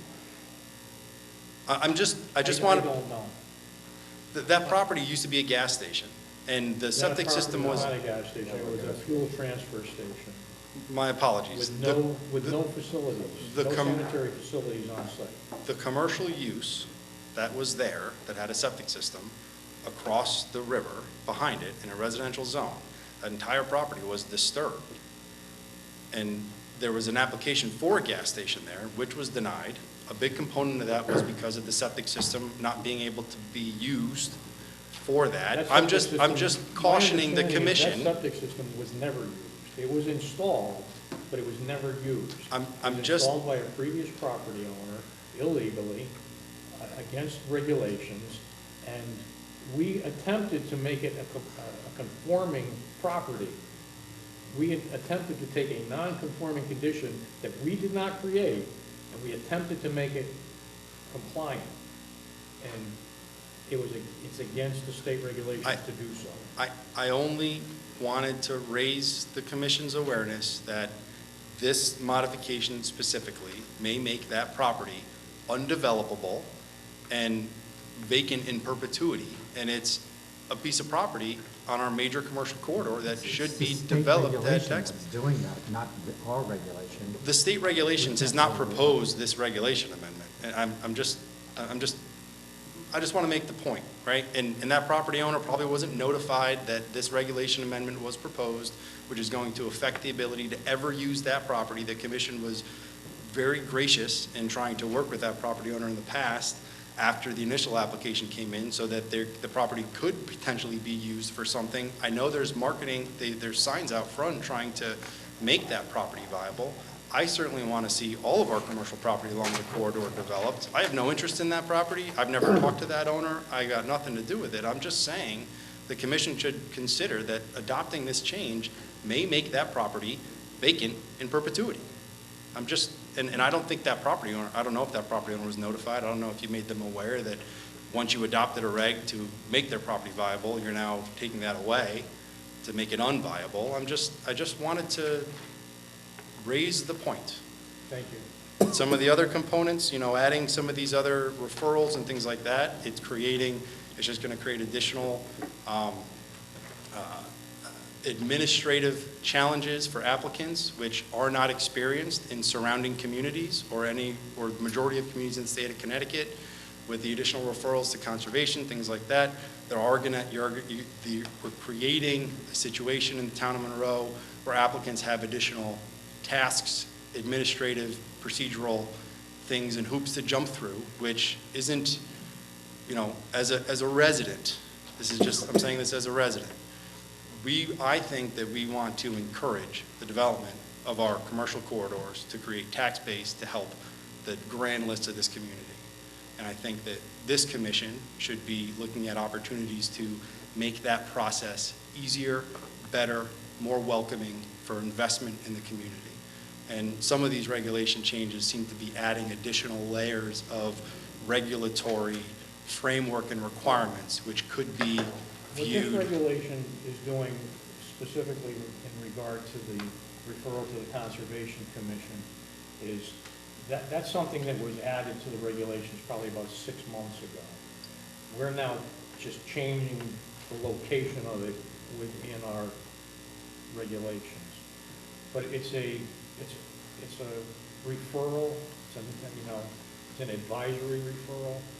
If the Conservation Commission wants to get back to us with a comment, they're able to, but the way that we wrote the regulation, we are not bound by, nor do we have to wait for a response from the Conservation Commission. It's strictly that as part of our process, they are going to get notified.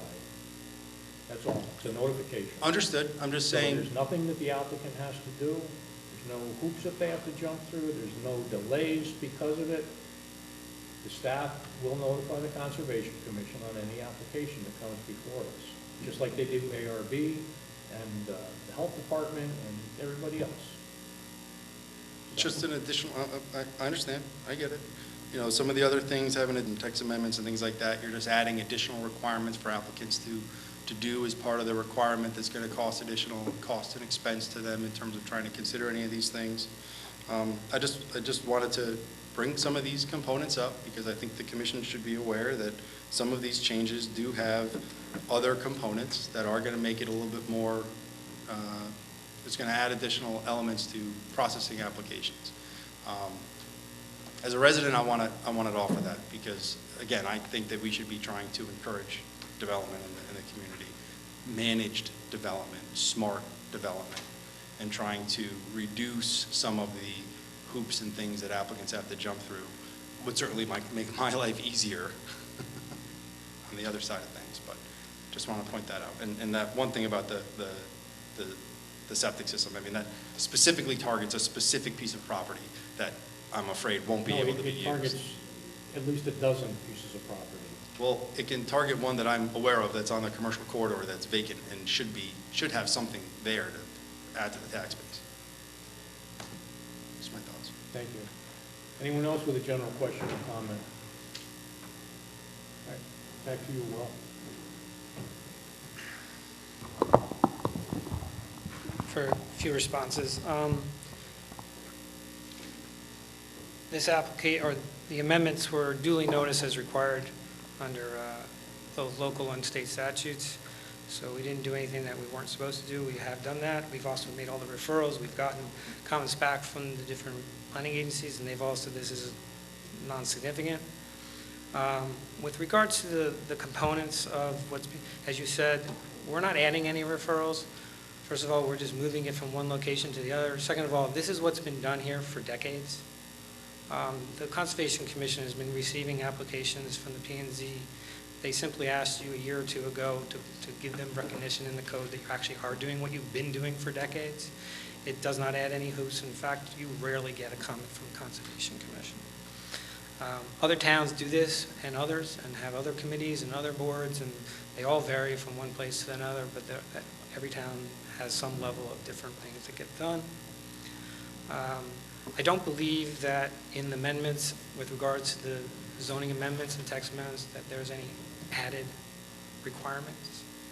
It's really, if you read them closely, it's clarifications. It's really separating the difference between a zoning text amendment and a map requirement. We're not adding any new steps. And if you want managed growth, you have to manage it. That's what the regulations do. They manage the growth. With regards to the septic issue, or the accessory use, I also caution the commission not to have regulations that put it at risk of litigation. You know, you could go through, have that code approve something, and have a litigation brought against you that your regulation is not uniform under the state statutes, and you could lose it. That's not good for a developer. That's not good for you. Again, as I said, these have all been reviewed by Land Use Special Counsel. He saw the background is for that, and he did not have any issue with what we're doing. As far as that particular property, you know, every property is unique in many ways. There are other avenues. There are zone change avenues. There is possibility of selling and merging with a neighboring parcel. Those are other avenues that could be pursued. Obviously, we want to see property get developed in town. We're not looking to hinder that, but we also don't want it to get challenged and lose it on a challenge and not see it get built anyway. So if there's no other questions or comments, I would respectfully suggest that if you're of the mind, you can close this hearing, and I hope you act favorably on your own proposal to the amendments. Anybody? Opposed? Ryan? Yes. All right. Hearing is closed. 8:46.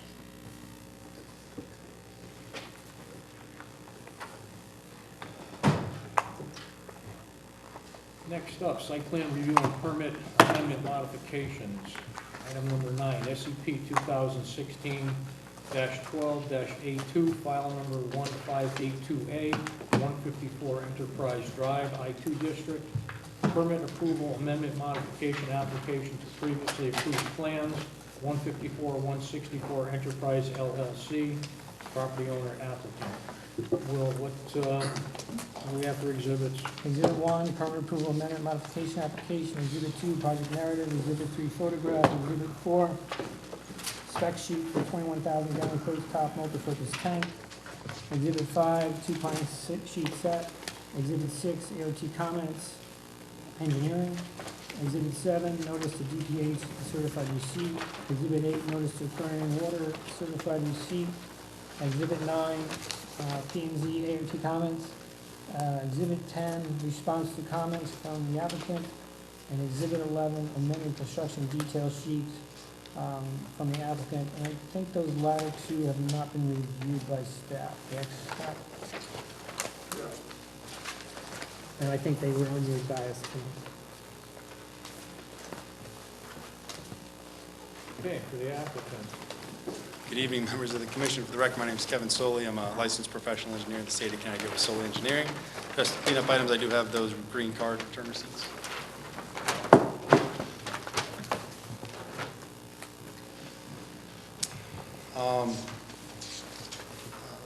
Thank you. We're here this evening to talk about a permanent approval amendment modification for 154 Enterprise Drive, Eastern Land Management.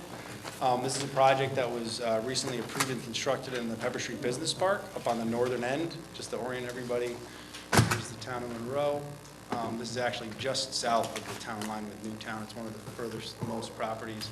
Route 25, north-south, Pepper Street, Cambridge Drive. And this site's located in the northern end of, I think it was section 4 of the business park, or maybe section 3. 154 and 164 Enterprise Drive.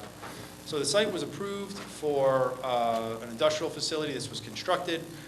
There were two components that we came back to the commission for, and a conditional CO was issued. Those two components were the installation of the fuel tank here and a brine tank here. The latest conditional approval had that they wanted those to be installed by October of 2019. We requested, our application is requesting a modification for the condition of when those want to be installed, and also a few other minor changes to the site. Actually, not really changes, but very minor components. One of which, there is a storage structure towards the rear of the property here. This is a covered set of storage bins for salt storage inside of this facility. And there's also a storage rack located in this location here. We had actually gotten approval for both of those as part of the previous approval. However, the applicant was looking to modify or proposing an enclosure around those salt sheds. So when we talked to staff, so these are the salt sheds as constructed. They're installing vinyl doors along these salt bins, and we're proposing to install a board-on-board enclosure around the perimeter of this. It actually wasn't, there actually wasn't an enclosure included on the approved drawings, but we are proposing to enclose those with a board-on-board fence, like with an AZEC type material, something that's low maintenance, something you'd see around a shed or something like that, but a board-on-board, you know, AZEC PVC trim around the entire limits of the area to be for the salt shed enclosure, and that would actually be designed with earth tones primarily to match the building design. So that's one change to the site that we're looking to propose. The storage racks, this was actually something that was kind of hanging out from the closing out of the CO. We applied for, this was included in the initial building permit application. They wanted us to submit for a separate building permit specific for those racks. We filed that building permit application with the building department. I actually discussed that with Gunnar today. So that's another component. And then, and we had details on our original approval for those, and it was constructed in accordance with those details. The third component, again, the brine tank in this location and the fuel tank in this location, again, the conditional CO said that we had to install those prior to a certain date. And essentially the applicant and the owner, they've done all of the infrastructure to support the tank and the brine tanks. The concrete pad is installed, the bollards around it are installed in both instances, but we simply wanted a request from the commission. You know, we'd like the ability to get a CO for the overall property, because the overall property is constructed, it's landscaped, it's maintained. I think it's a great addition to the community. But they have these two components regarding the installation of those as basically tied to their operation. from a certificate of occupancy standpoint. What we'd like to request is the commission the owner's looking for an opportunity to kind of install those, and they're really more almost like a furnishing at this point because the infrastructure is installed, but they'd like the ability to install those without having to come back to the commission and ask permission for it to submit another modification, but also not have to install them in order to get the CO, because they don't need those fixtures installed in order to operate the facility. But right now, the installation of those is tied to a conditional certificate of occupancy. So we're kind of requesting the commission for some consideration if there's an ability for us to get a full CO, not have to install those, but still have the right to install those and not have to come back before the commission for another approval amendment to do that. The other component that we did incorporate into this application, Eastern Land Management leases out a good portion of the building to Wind River. They are an environmental company that does septic pumping. On the original approval, we had a location here next to this loading dock for trailer parking, and we had shown an area for essentially kind of for 2 trailers. What we'd actually like to do is provide 3 trailers in there, and Wind River came in and met with land use staff. They are a septic company, and they have these large trailer tanks, which they essentially use for septage. When the smaller trucks go out, they pump your septic system, they bring them back in, and they would pump them into these tanks, they'd aggregate it, and then once those tanks are full, they bring that septage out to a municipal treatment plant for final disposal. As part of that, Do they bring that tank out, or do they transfer it? they could transfer it into a larger tank, but those are trailers on wheels. So I think traditionally, from an operation standpoint, they bring the smaller trucks here, they pump into here, and then these trailers are then emptied into larger trucks, which then bring the material to the treatment plant. So as part of this, they're pursuing a permit from the DEEP for a septage transfer station. This is a very complex and extensive permitting process with the DEP, and Wind River has other facilities, specifically one in Old Lyme, and they're working with a group, Nathan Jacobson and Associates, to pursue that approval from DEP, and that kind of prompted the initial meeting with staff. As part of that, it's a very complicated and complex application. Included in that is an operation and maintenance plan, spill response plan, financial documentation, record keeping, reporting and regular operational audits. And they actually provided me a copy of, and I can provide copies for the commission, a copy of their permit that they have in Old Lyme, which is the same thing. So this isn't a facility that would bring in septage from any other haulers. It's not like Bill Roy or another local hauler could bring their septage to here. This is only for Wind River, and it's just something that they do when they consolidate their smaller trucks. They put them in the trailers, and then once those trailers are full, they put them into larger trucks, and then those are distributed. Those go out to the treatment plants. I think when again, we had actually, as part of our original approval, we had actually also shown trailer parking in this area. We had actually shown that and reviewed that with staff before they even occupied the facility. We located them here to make sure they're outside the wetland buffer. That was viewed and accepted because these were outdoor storage areas. The same thing here. We proposed and identified trailer parking there. I think initially, we didn't think this would require an additional authorization or approval from the commission. After Wind River came in and met with staff, they got some different feedback that this would be something required from commission approval. So as we were working on this other component for the owner with the perimeter enclosure around the salt shed, the brine tank, and the fuel tank, we also included this additional request from Wind River.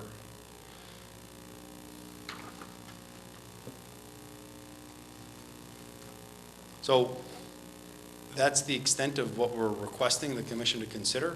Happy to answer any questions.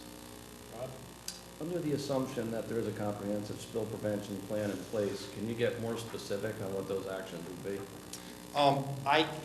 I can't, because we're not the one preparing that, but we can certainly get that additional information and provide it to the commission for their Dealing with a lot of consideration. volume, and the transfer of this is sometimes not as clean as we'd like it to be.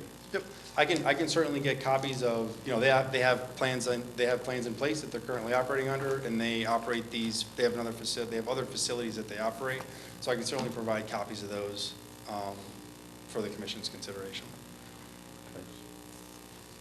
No question. You're just gonna park, they wanna just park these just on, It's paved, it's asphalt. on asphalt? Yep.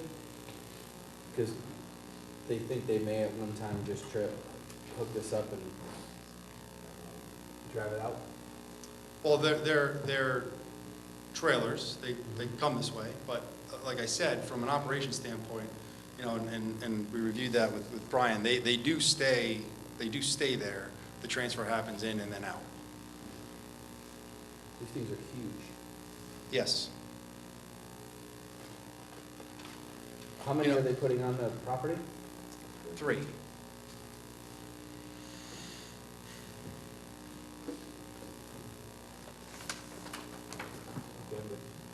kind of containment system do you have for storage? Well, we did provide some details. I guess these are pretty industry standard. There's, this is the spec sheet which we included in our submission. I can provide some additional information. Yeah, what if one of those tanks is full of that? There's a comprehensive prevention plan with the DEP that's on file, and just as a, Is there any kind of containment system on the property? well, it's in a paved area. Oh, I have that. I'm saying to you, we have 21,000 gallons of leak out overnight. I understand your prevention that we have in the state. Mhm. But is there any kind of, does they have, like other places where they are, do you have some kind of containment system that built into the property that if you do the storage, it doesn't get into the other property? I mean, I think they rely on the visual inspections and observations and things like that take place every day. I don't think these tanks would ever get into a condition of disrepair where there would all of a sudden be a breach. These are stationary things. They're not anywhere, and they're not in anywhere where there can be traffic or something that could hit it or puncture it. No, I have all that. I'm just saying, like he was explaining, people unhook, hook up, and so over a period of time, you have 2 or 3 gallons going around. 2 or 3 gallons going around. I'm just saying, is where these are at, do they have any other kind of containment system? No. Well, they would go into the on-site system, storm ground detention components to it. But I don't think, I don't think these are regulated. These are regulated in such a way where they prevent that from happening. Where are these located at? So maybe they have in other places, right? Well, again, I have a copy of their permit from DEP for a facility in Old Lyme. I can certainly get more information from Wind River in terms of where else they do this. Right, and I just wanted to know if there's any other kind of containment system that they just rely on these containers.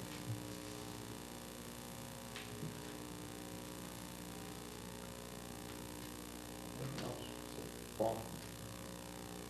Regarding the salt shed closure, what has changed that the applicant now feels they need to enclose that from the original application? I think they're just trying to propose it to be good stewards of the environment. Because it actually wasn't, the detail, the approved elevations did not have enclosures around the perimeter. So they're adding this to complement the vinyl door that's going to be installed along the front. It's not fully enclosed, it's still open on, or is it enclosed on all 4 sides? That's the intent? Vinyl doors along the front and enclosures and this enclosure along the side, the rear, the sides and the rear. I think actually the overall block height was probably reduced a little bit from what was approved, so there's a little bit more area, which is part of the reason why they want to enclose it. And they're going to enclose it fully.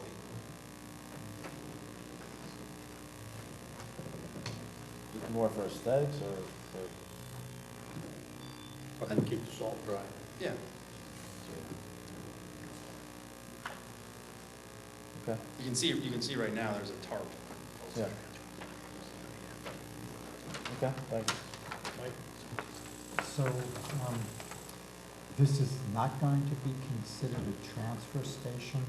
Is that what your response to the comment is saying here?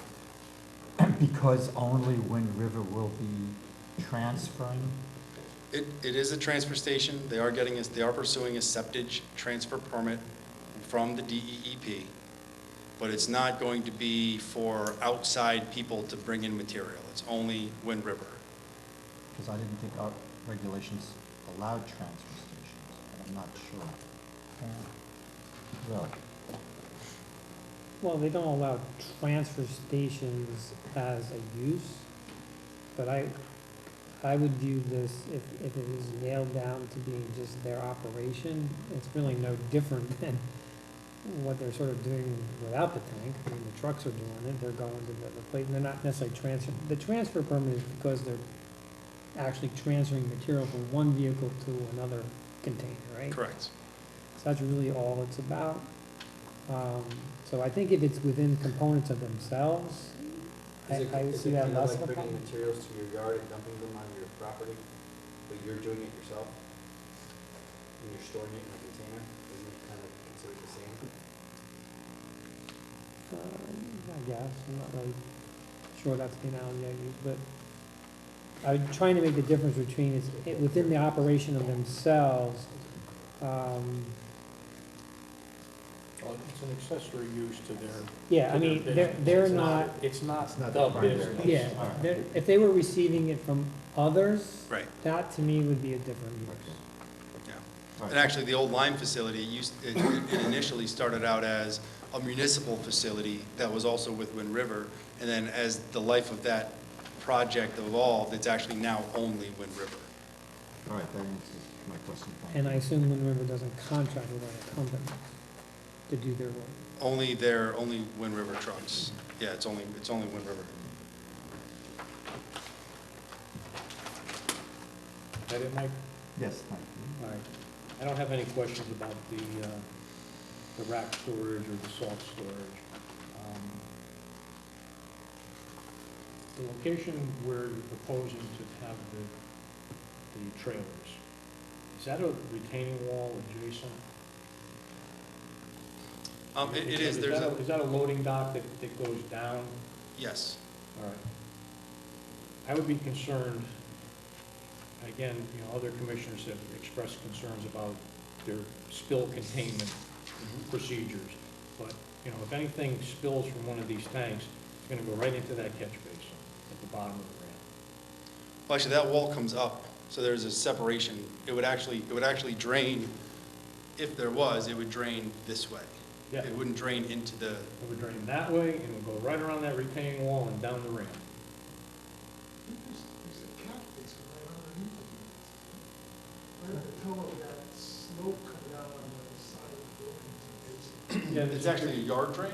Yeah. I think it's I think that up- so yard it's up drain is curb. up gradient. Is that Yeah. It is, yeah, there's a Yeah. curb. Remember, But the one in the loading dock is not. So I have concerns about containment, Okay. spillage. My only other comment concerning the trailers is that I think that they should be on a concrete pad, not asphalt.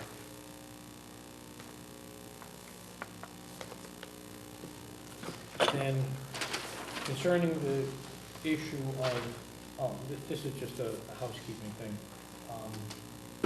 You gave us a revised plan tonight that has, revision number 12 with staff comments, but I have no idea what was revised on this drawing. And I've asked before that you just cloud revisions and number them, so we're not going back and forth between drawings trying to see what was revised. Yeah, and so all we did was in response to the comments, and we have that in the cover letter, and again, it was so minor, I thought it was better just to drop it off. But it was, it was a question about the trailers, and we tried to provide a response to that. The fence walls, all we did was add a note that says the color and finish is gonna be earth tones. Just cloud it and put a number on it. That's minor. The issue with the CO, I've given this a little bit of thought, right now, the property has a temporary conditional certificate of zoning compliance because the project, as approved, is not 100% complete. And I understand that there are some minor components that the property owner doesn't want to put in at this time, but wants to be able to put in potentially in the future. Right. But you're asking us to sign off on a full certificate of zoning compliance on things that aren't done. So what I would propose is that we sign off on it with the notation that those items are not part of the project. And in the future, within the time frame and within, if the design parameters don't change, the applicant or the property owner comes in and just gets a staff approval, sign off to put the tanks in the future. But I'm not comfortable signing off on a full certificate of zoning compliance on something that is not done according to the approved plan. And I think it's a reasonable compromise. You know, we're still acknowledging that the owner has the ability or the right to put those components in the future. They just have to come in with a sketch showing that what they're proposing is going to be according to the original approval. Staff signs off on it, and they're good to go. If that process can be that simple, I don't see any. Well, can that process be that simple? Well, that's what it is now, yeah, it's very simple. If that process can be that simple, I don't see any, you know, the issue is, we don't want to, as much as as much as I enjoy being here, I don't want to keep being here talking about 154 Enterprise Drive. And they don't want to keep having to have us come before. And if what they're doing is exactly what we approved, all they have to do is bring a sketch in and staff will sign off on it. And they may not even do that because the details are on the plan. It's all part of the approval. That's the whole So component. the essence of it is, right now, the zoning permit that was issued included those two things as well as everything else. So the acknowledgement by the commission would be that those are no longer part of that approval, and that in order to do either one of them permit, and whatever building permit you need, if you need any, to do it. It's easy. So, for clarity, there's no, you know, this is a more of like a fixture or a furnishing, kind of one of the F and Fs. So there's no building permit component because all the infrastructure, subsurface utilities, et cetera, has been installed for them already. So for clarity, the result of this discussion could be a full certificate of occupancy, and all that has to happen in order for them to install those in the future is to drop off a certificate of zoning compliance with a plan indicating that they want to put in one or both. Yeah, I'm not saying that the other departments don't have a say because we don't have that authority over them, but yes, essentially. Okay. The big component is he doesn't want to lose the ability to put them in, but doesn't want to have to keep coming back for requesting for an extension. So if it can be as simple as, you know, a letter and a certificate of zoning compliance application, I think that's a fair compromise. Okay. Again, I don't want them, I don't want to have them removed from the approval. I don't want it to become an issue in the future No, if it's not staff removed- isn't it's not- here. It's not removed from the approval. It's, Okay. it's, that's not the right word. It's sort of like not included in the administrative we're gonna remove it from the administrative permit that was granted for it already. It's still part of the commission's approval. Good. It's a piece that's independent of the rest The of it. operations. And Just that way the commission can be comfortable issuing a complete certificate of zoning compliance. For what's been installed. right. Correct. Yeah. All right, so, I mean, if there's any little details, work them out with staff. But Yeah. that's the position that the commission would like to take. That's fine. And then, but now, as far as the storage trailers, I think you need to get back to us with a little more information on that. Sure. Mainly about safety protocol and spillage containment. Yeah, I think I can get some additional documentation, kind of what that protocol is, all those other components, and we can bring those back. Yeah, if I'm not mistaken, you have surface flow to the bottom of the sheet as it sits right now, correct? Correct. There's no curb and you have just runoff Correct. into the wetlands. No, it actually drains, and then this drains this way. So it drains this way to a collection system and a treatment system, but then a pipe discharges below the wall towards the wetlands, yes. Right. But your water quality treatment is not going to handle 21,000 gallons of septic effluent. Nope. 63,000. Well, but yet potentially 63,000 gallons. Yes, I agree. So, I hope you see it before then. Huh? Hope you see it before then. I'm just trying to imagine a scenario where there was some catastrophic failure and all of a sudden all three of these tanks just started. Oh, yeah, you'll smell it before then. what if at 2 o'clock in the morning, a vandal goes in there and knocks the valves off the 3 tanks, Yeah, okay. you know? Mhm.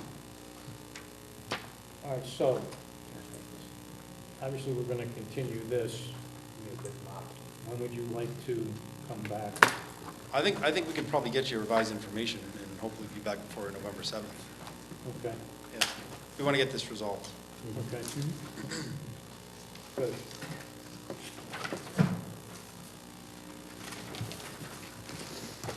All right, moving on, item number 10. SCP 2018-12, file number 1607A, 575 Monroe Turnpike, B1 District, permit approval amendment modification application to previously approved plans. Antonio Ferrera, property owner, applicant. Will, what do you have?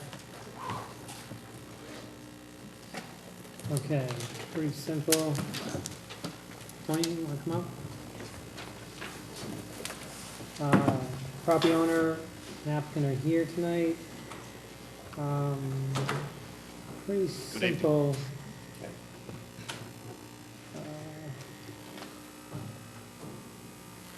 I'm looking for what the, Page 3. Right there.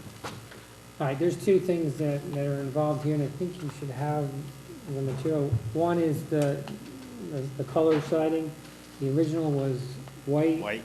They wanted, and when they're looking at, now they got further along with the development and the design, they want to change that to blue, and they want to eliminate the shutters. You have gone to ARB, correct? Yes. And they didn't have any issue with either one of those changes, They right? approved the color. They just want to go back after the project is done to look at the charters. And they like it, then we're good to go. What if they don't? They don't, then we'll have to put them on. Okay. And the other one is really the more pertinent one, is the original approval, like all approvals, requires, before building permits get issued and construction gets underway, that we know that the state approvals and other approvals are granted, and one of them was a water supply. Obviously, you can't operate without a water supply because of the type of occupancy this is, daycare use. The well is something that requires state public health department approval, and I think it does also need some kind of, I don't know if abatement's the right word, but it needs certain mechanisms because the water needs to be treated. So they need the state health, and that was required prior to going with the construction. I think as far as contacting the state, he's in that process now. It's gonna take a few weeks. He really wants to get going. He's got his DOT approval, and he's asking that you modify the approval to move that condition to instead of prior to getting construction going, prior to the certificate of occupancy or certificate of zoning compliance. So he couldn't open without it anyway, so, I mean, I personally didn't think that was a problem, so that's up to you to decide. So those are the 2 issues. Did I miss anything? Yeah, they already started phase 1, but it could take up to 2 months to complete the process. And that's the reason for the amendment. Okay. Just so you understand, the reason that the town puts that in, that you need that before the building permit is primarily for your protection as well as the town's. Because if you go through this whole process and renovation, and then for some reason, the state says, no, you just can't make this work, you know, that's a big risk on your part. Well, I understand that. I already talked to the state, which ISO, and if worst comes to worst, we could also install a brand new system. So if that we can make this one work, we will install a brand new one. Okay, so does everyone understand what they're asking for? Just to take that state approval out of the permit, the building permit application process, and make it a condition of the issuance of the certificate of occupancy. Anybody have any questions? No question. Anybody have any comments about change of color? No. Oh, yeah, change of color. Shutters? Shutter. Shutters, big deal. Nothing else? Nothing else, that's it? All right, Thank you. thank you.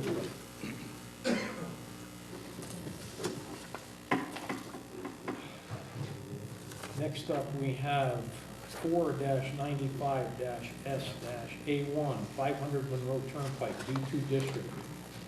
Permit approval amendment modification application to permit alcohol service for on-site consumption per zoning 6.7 with an existing full-service restaurant, Bella Rosa Pizzeria Restaurante, David Rodriguez, restaurant owner applicant, Gaslight Square LLC property owner. Will? As you recall, not too long ago, you amended the zoning regulations, which eliminated the seat requirement for alcohol service in restaurants.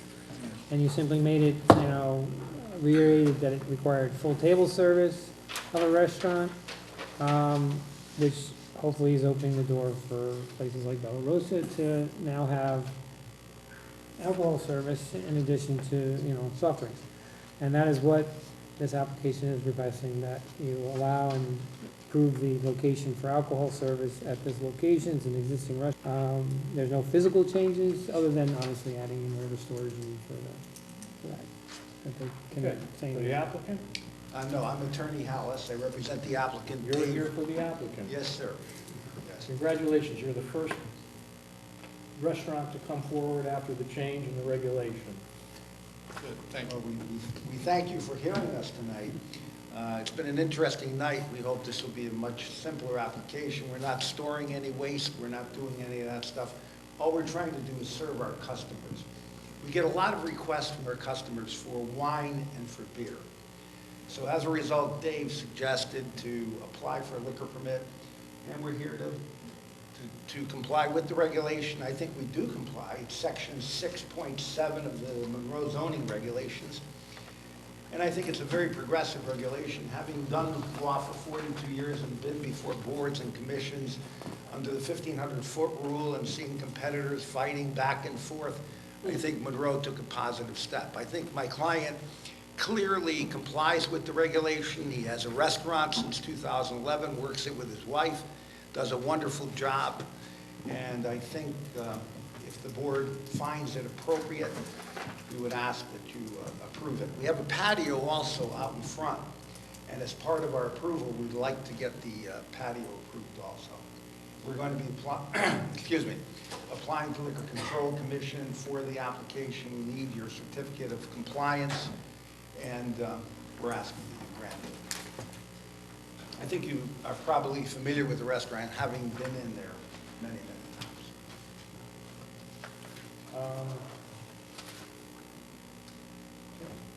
Questions? Well, more of a comment. I feel this will strengthen a great local business and provide the patrons an improved experience. I have no questions. Thank you. Yeah, I mean, I would say I think this is a good start in showing, the subcommittee, you guys did a good job bringing this amendment forward, I think, and I'm happy that we're starting to see it work with towns, or with our town and the local businesses. So, that's it. Just a comment. I Any think questions? I have no questions. Questions?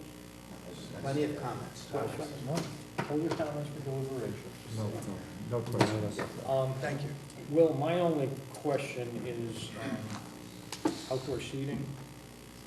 Well, that's a new thing that I'm hearing for the first time. Yeah. I know there are tables outdoors, right? You've had tables. I don't know the origin of those. I don't know how long you've had them. So you're inquiring with regards to your state license, Yes, to sir. have outdoor service? Yes, Is that sir. another component of the licensing? In order to have seating outside and serving liquor outside, you have to get a patio permit. They have to approve it at liquor control. So the gentleman who's going to handle the liquor application suggested I mention it to the board. I mean, I think the difficulty, I don't know this for a fact, but if I review the files, I'll probably not find anything for those patio tables. So, I don't know what the. So I guess we won't serve liquor outside. Well, that's not an issue of serving liquor outside, it's an issue of being allowed to have tables outside. I see. I mean, we do have outdoor dining provision regulations, but, so I don't know what to do with that, but. That meet the requirement then? That's up to you. You'd have to look at what it is and how it's protected and Requires a to separate sanction that. approval, is that? Yeah, that's, outdoor dining is a separate issue, that this particular restaurant has never come in for approval for outdoor seating. There are a lot of places in town that throw a couple tables out front with some chairs, but that doesn't mean that they have. No, that's what we're outdoor doing. seating. That's what we're doing, sir. It's just a few tables, and it's only in the summer, obviously. But we're Right, not but it's only very not in limited. compliance with the zoning regulations either. So you threw us a curveball here. Well, I'm not You know, looking to throw you a curveball. We were I'm looking at I'm this looking to permit hopefully- approval amendment modification Yes, for sir. serving alcohol, Yes, sir. which we just changed our regulation for, so establishments such as Bella Rosa could serve alcohol. Yes, sir. But you're throwing a monkey wrench in the works here by trying to tack on that outdoor seating Well, also. I think we can avoid that. We won't request that. I just want to say that the regulation itself that you have proposed, having done, as I said, law for 42 years and been before boards on the 1,500-foot rule in every town in the state, and having moved on several occasions for injunctions and things, I think the regulation is good, and I think it serves the public. With regard to the outdoor request, I'll withdraw it. Okay, so you're asking for a permit approval amendment modification to have alcohol service in your Within restaurant? the restaurant. Yes, sir. Yes, sir. I'm sorry Any other questions? confused. All right. Well, there's no questions. We'll put this along in the process. Thank you very much. Thank you. Thank you. Well, can we amend our agenda and switch things around here? Sure. Oh, yeah, we can just move things around, we can't add anything. I want to move. You can move I want things to move around. up the You executive can move session. things around, you just can't add. 'cause Do I have it's a to make a special- motion for that? Or can I just say, You can ask if there's any objections. by any us. objections to doing the executive session now? No. All right. We're going to take a 5-minute recess, and then we're going to have an executive session.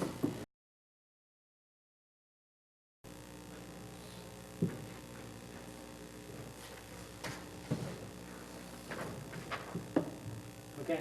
All right, we're back, 9:34. We're going to switch around the schedule a little bit. We're going to jump over items 12 through 15 temporarily and go on to item number 16. Go into executive session. I'll make a motion to go into executive session for the contemplation of commencement of legal action to protect the town's interest and to invite special counsel Vin Marino, First Selectman Ken Kellogg, Town Planner Rick Schultz, and Planning and Zoning Administrator Will Agresta. Time is 9:34 p.m. Second. I have a motion, we have a second. All in favor? Aye. Okay. We're in executive session.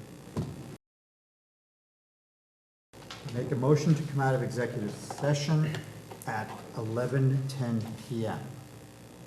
Second. We have a motion, we have a second. All in favor? Aye. Okay. 11:11, we're back in session. Will, what do we have, if anything, that is, we're crunched on time? Oh, there's nothing punched on time. I mean,